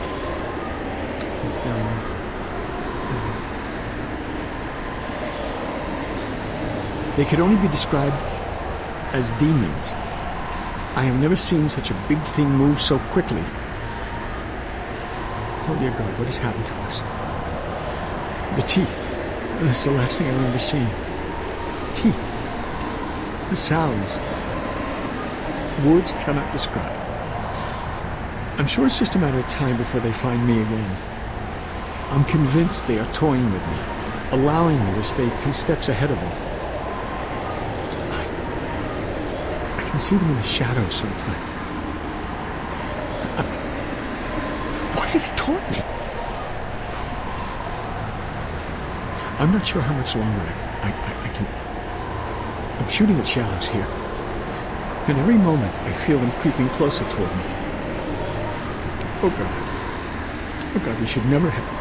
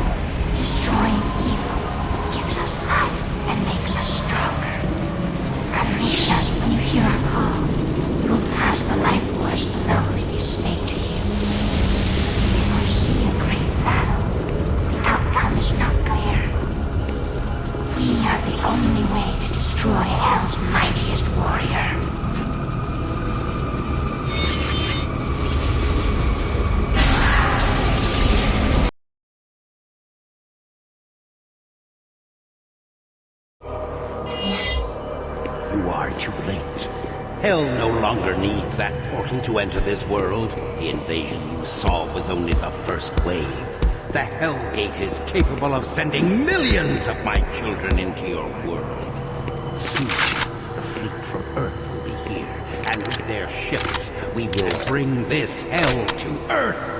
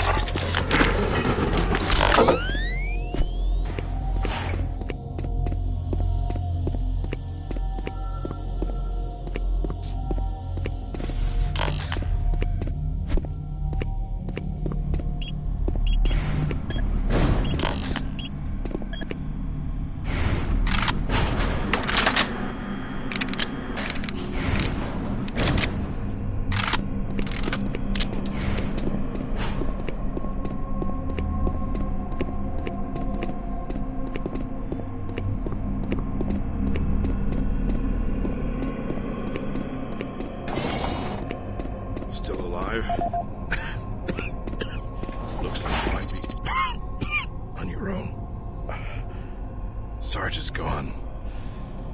They've got to him. I don't know how long he's been working against us. He's no longer human. Campbell went after him. He's got to be stopped. Hell is breaking through in the caverns. If that portal isn't closed before those ships arrive, Earth will be destroyed. Earth. That's what they've always wanted. They were there once. Lost it in the dawn of time. Now it's so close. They can taste it. It's up to you now. Take my PDA, it's got what you need. Good luck. I'm too beat up. I'll slow you down. I'll try to make it out on my own. It's up to you now. I'll try to make it out on my own.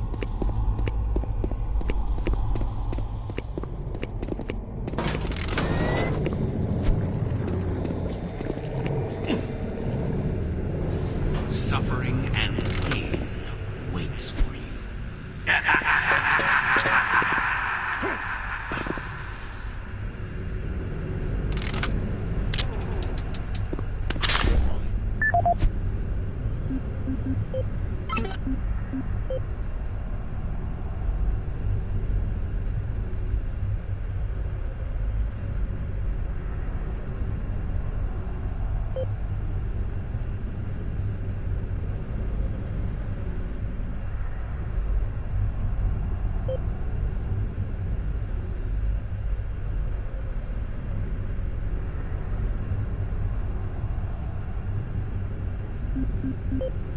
This is the audio log of Counselor Elliot Swan, dated November 15th, 2145. This entire research facility is in chaos. There's at least a 90% death rate among civilian personnel. Whatever Betruger unleashed is literally consuming the base. People have been turned into some sort of undead creatures that are relentless. Campbell and I are making our way towards the communications facility. We must stop all communications. If a distress call leaves the base, then everyone here and on Earth is doomed.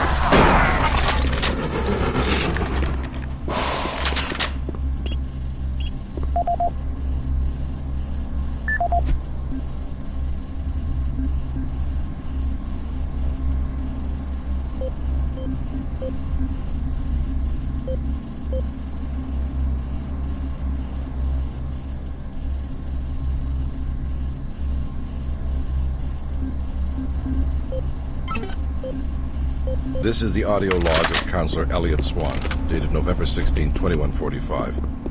Campbell and I were unable to reach the main portal in the Delta Complex, but that portal may be inconsequential to a more disturbing discovery. We have uncovered reference to another portal, created by the demons themselves, a passageway between Hell and Mars. We suspect it resides within the cavern somewhere near the archaeological dig. The fleet is on its way. Campbell and I will attempt to move there and somehow either shut it down or destroy it. That hellhole must be closed before the fleet arrives.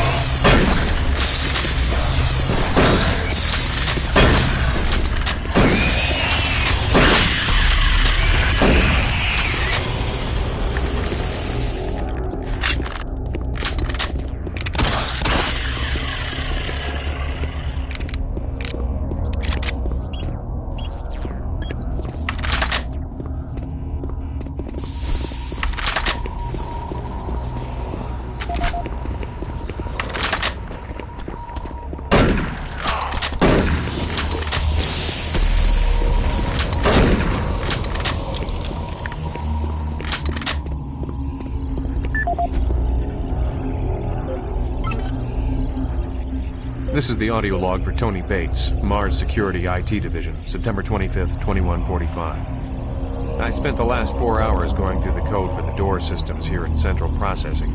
And this is proving to be a real bitch of a glitch to work out. I've traced through every system I could think of, and access to Lab A continues to be problematic for the time being. All the regular access codes seem to be working fine, but the database will not allow access rights to be granted to new visitors. In the meantime, I'm adding a backdoor code into the systems for IT staff and the eggheads, so if they need access to Lab A while the systems are on the fritz, they can use the code 627 to bypass door security. End of log.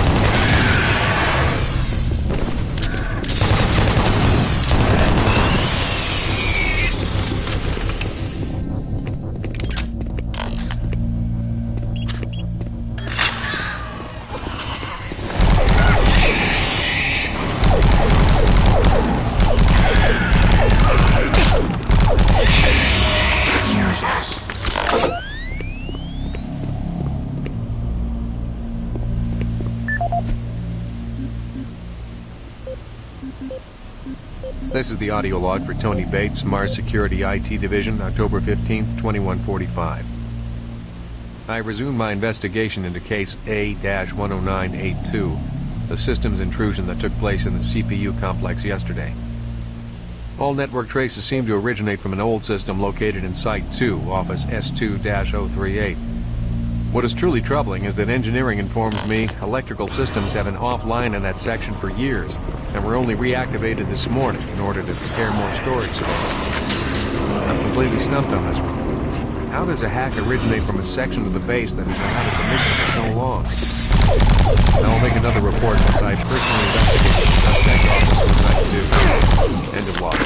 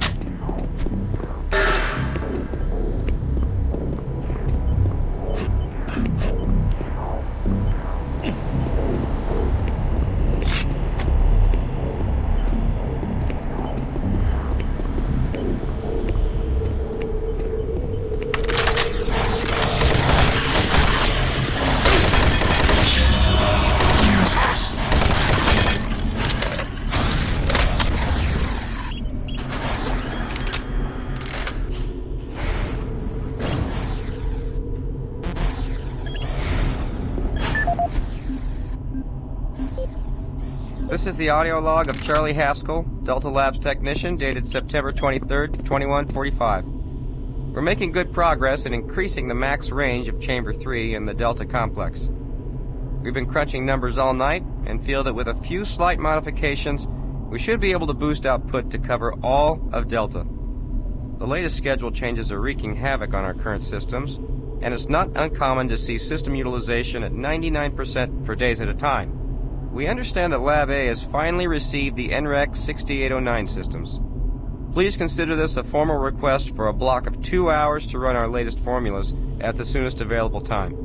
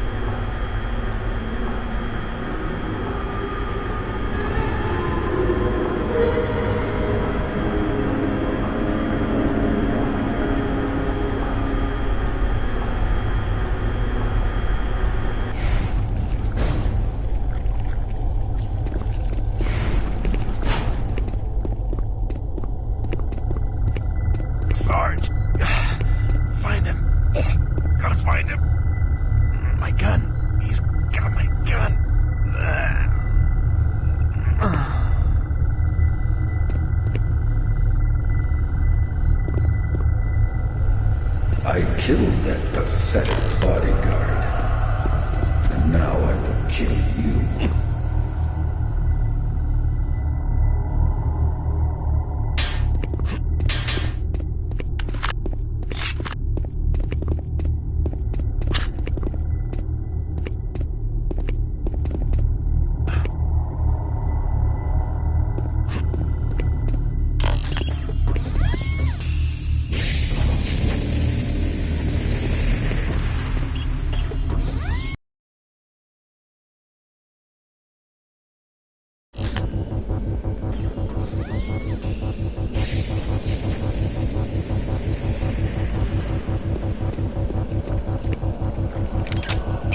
I am waiting for you, waiting to kill you.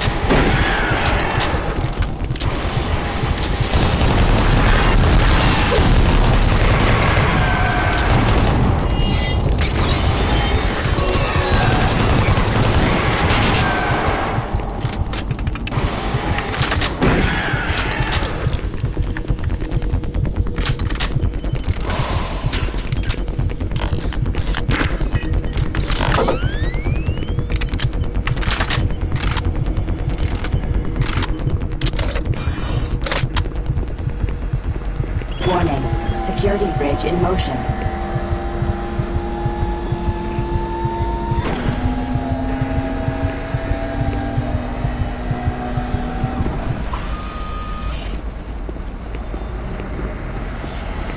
Select bridge destination.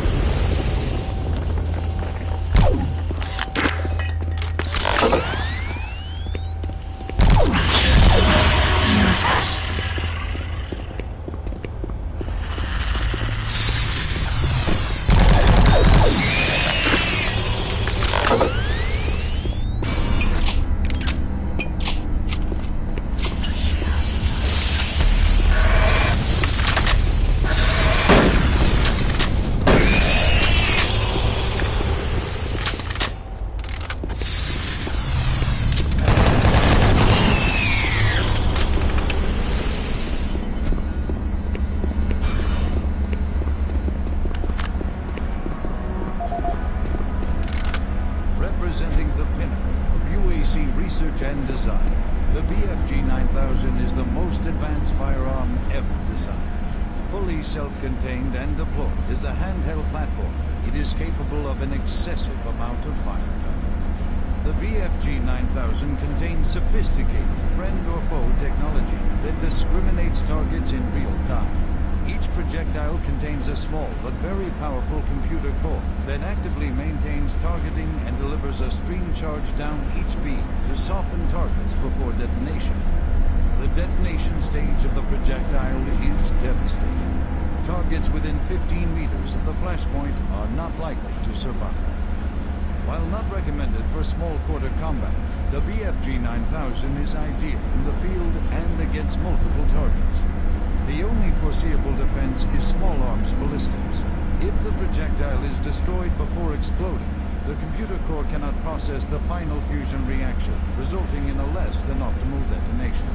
For more information, contact the UAC's Advanced Weapons Department.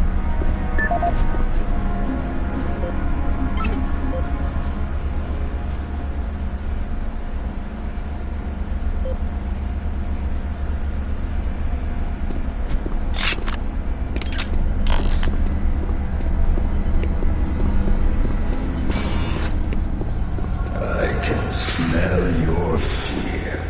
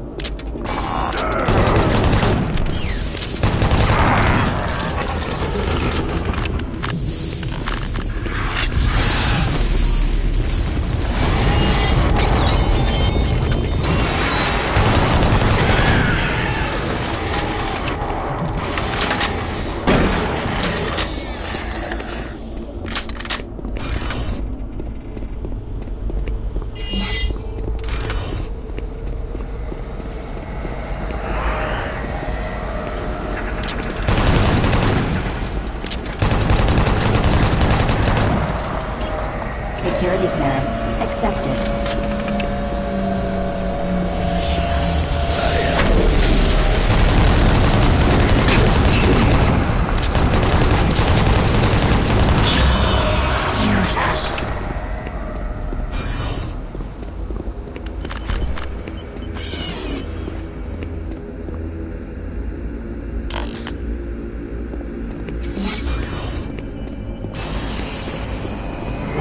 To the mess hall.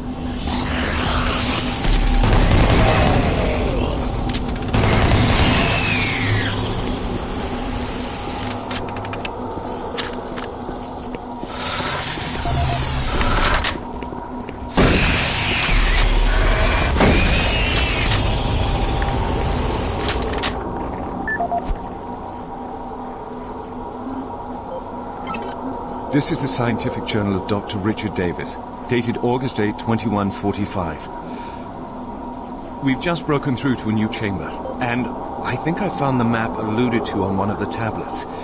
The artifact is constructed into the ceiling, and it is a magnificent find. It appears to be made of some crystalline material, and even after all this time, it is still emitting a soft glow. The markings on it were strangely familiar when I first observed it, and after digitizing it and analyzing it, I'm certain this is a map of our solar system. It seems to show a connection between Mars and Earth. My current working theory is that the last survivors used the teleportation technology to escape to Earth. The ramifications of this are overwhelming. This may end up proving that we are actually descendants of this race, and what we are exploring is our own history. I'm going to report my findings as soon as we finish the excavation, and they should show up in Fulford within a few days. These are truly exciting times.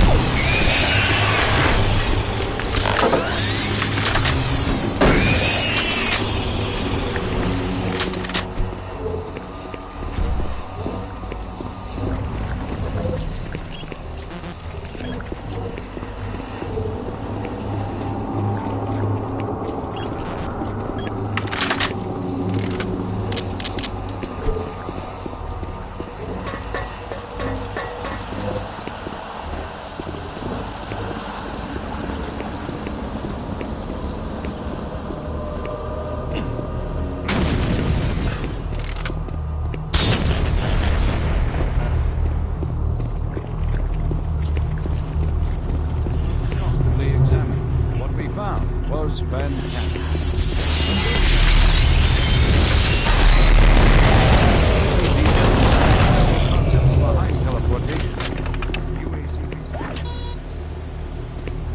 Are you sure you killed them? But you have the Soul Cube, just like in the carvings I've been researching. If I'm correct, that cube is our only chance to stop this. No time to explain now. You need to get to the caverns quickly. Take my PDA. It's right there on the desk. It's got security codes for the area, and my research logs on it. It'll help. I can't go with you. I need to finish my work here. Good luck. I'm locking the door after you leave. Good luck. I'm so close to discovering everything, I can't leave. I'm staying here to continue my research. I'm so close to discovering everything, I can't leave. Any type of invasion at any of the sites. Our assumption is that...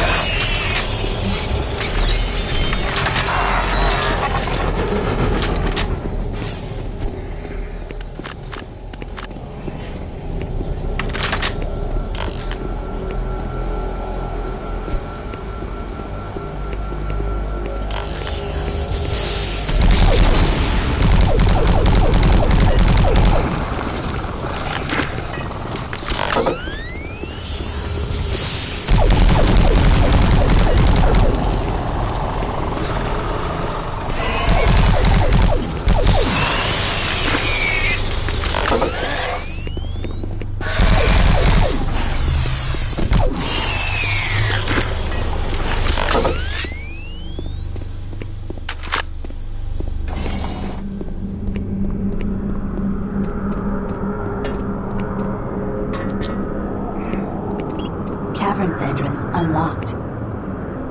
Freight loader returning to station.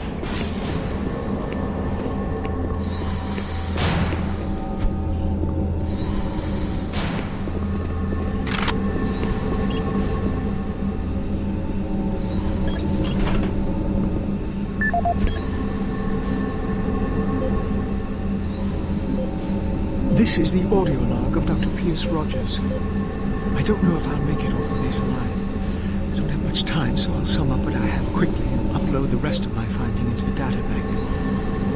I hope someone finds them. It was all on the stone tablets, all the answers. I can't believe we never saw it. It was as plain as day. If we had only slowed down the development of the teleporters and tried to really learn what the tablets were trying to tell us, trying to warn us. The ancient people battled the same demons that are attacking us now. The demons came through the teleporters that they built, just like now. They created the Soul Cube and used it to stop the demons, to drive them back to hell. I don't know how, but that must be the answer. That is why that artifact was left behind, left for someone to find if something like that ever happens again. I can't reach Delta from here. I won't make it. I truly hope and pray someone finds the Soul Cube. And it helps. Lord, help us. End of log.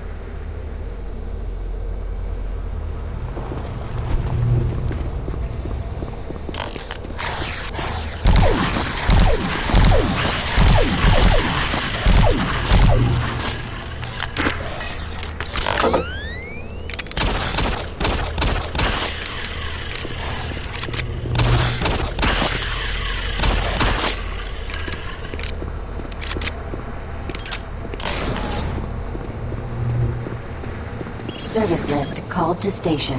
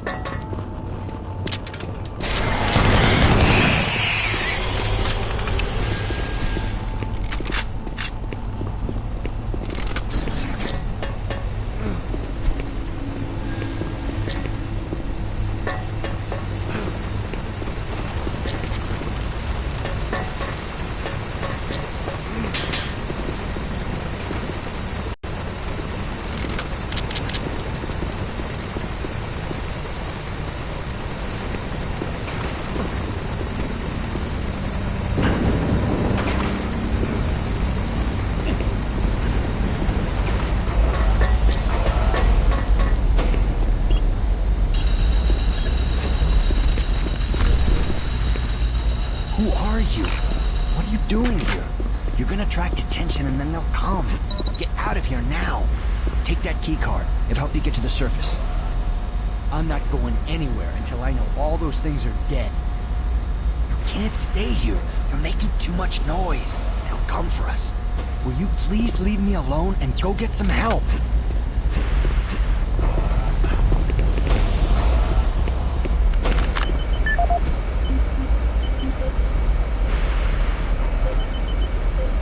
This is Dr. Pierce Rogers, lead archaeologist currently stationed on Mars. As the preliminary reports have suggested, we have made some amazing discoveries here on Mars. Life on Mars has long been theorized, but we never imagined anything like this. The initial chamber was discovered in 2115. It leads into what is now known as Site 1. Site 1 is the largest of the sites, and we are still actively working there. It is made up of a series of chambers and connecting tunnels, all of which are covered in glyphs and symbols. Using the UAC pattern processor, we have finally been able to understand some of the glyphs, and from them, here is what we have learned. The ancient people looked like us, at least to the extent that they were bipedal and were similar in shape and size. Their level of technology was astounding.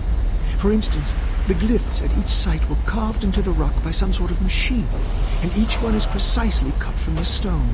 It far exceeds the precision of anything we can do.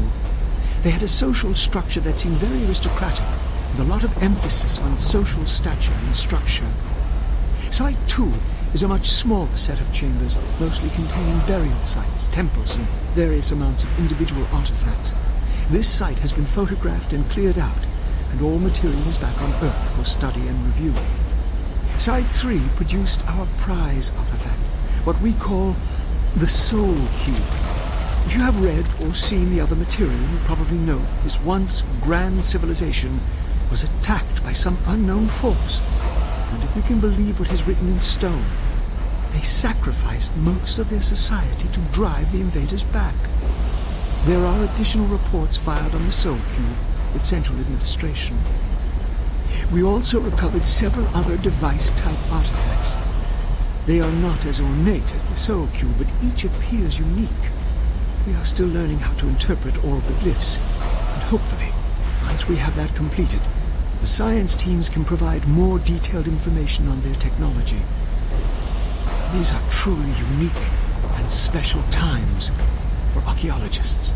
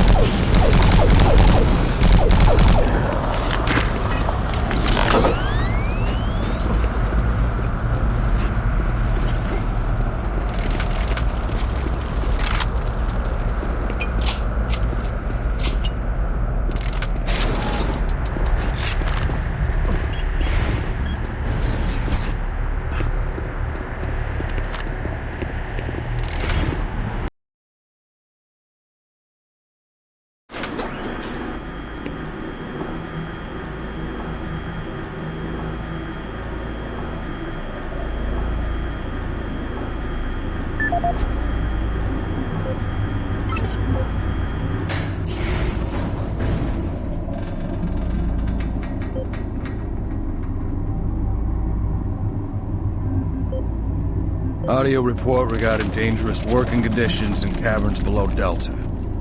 This is Bob Cody. Today is October 18th, 2145. My crew's been rewiring the generators as ordered for the last several days. We can't finish the work. We're stopping after today. This job ain't worth dying for. We'll be collecting our gear and tying down what we can. We call them howlers because that's how they start. First the howling gets louder, the screaming, then shaking Earth, Mars quakes, throws everything around. Makes walking on the catwalks impossible and working with voltage stupid. The noise is as if some of the guys spooked, and I don't blame them. Nothing natural about what we've heard. If someone can figure out what's causing the howlers, I'll get the crew to finish the job. Till then, we'll be available for a new assignment tomorrow.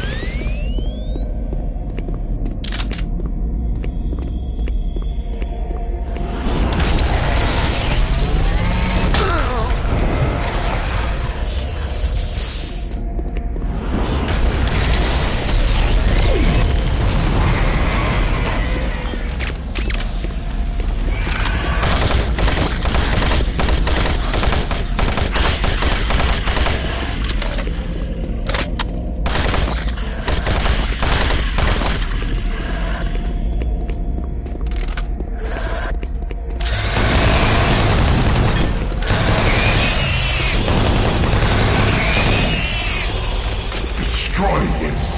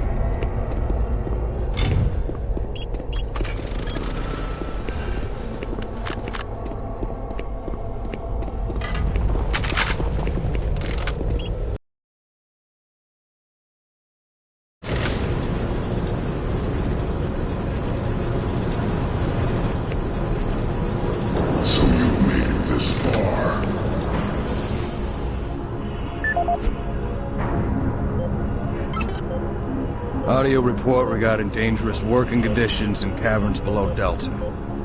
This is...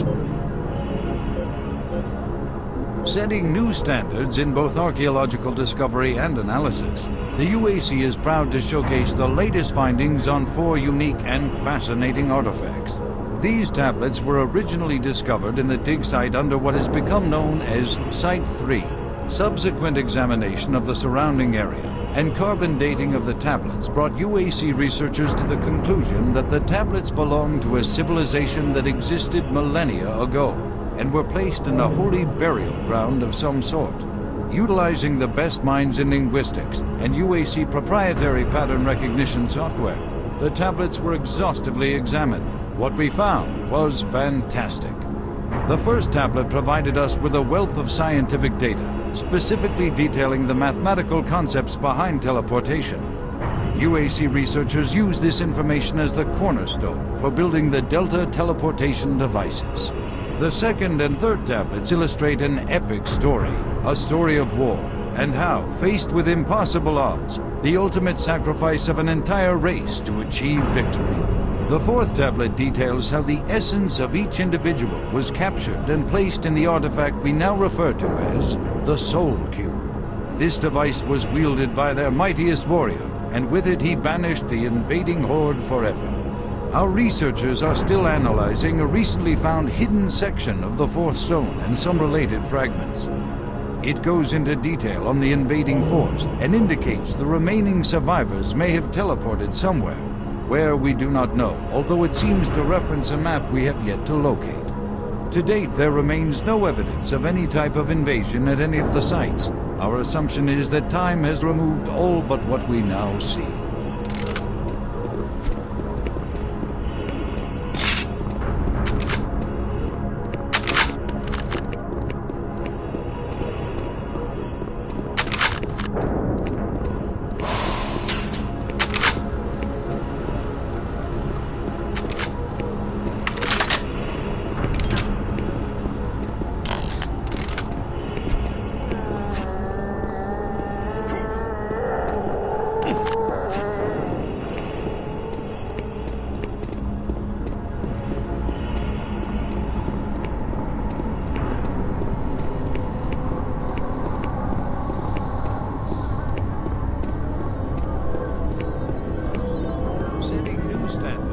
both archaeological discovery and analysis, the UAC is proud to showcase the latest findings on 4 unique and fascinating artifacts. These tablets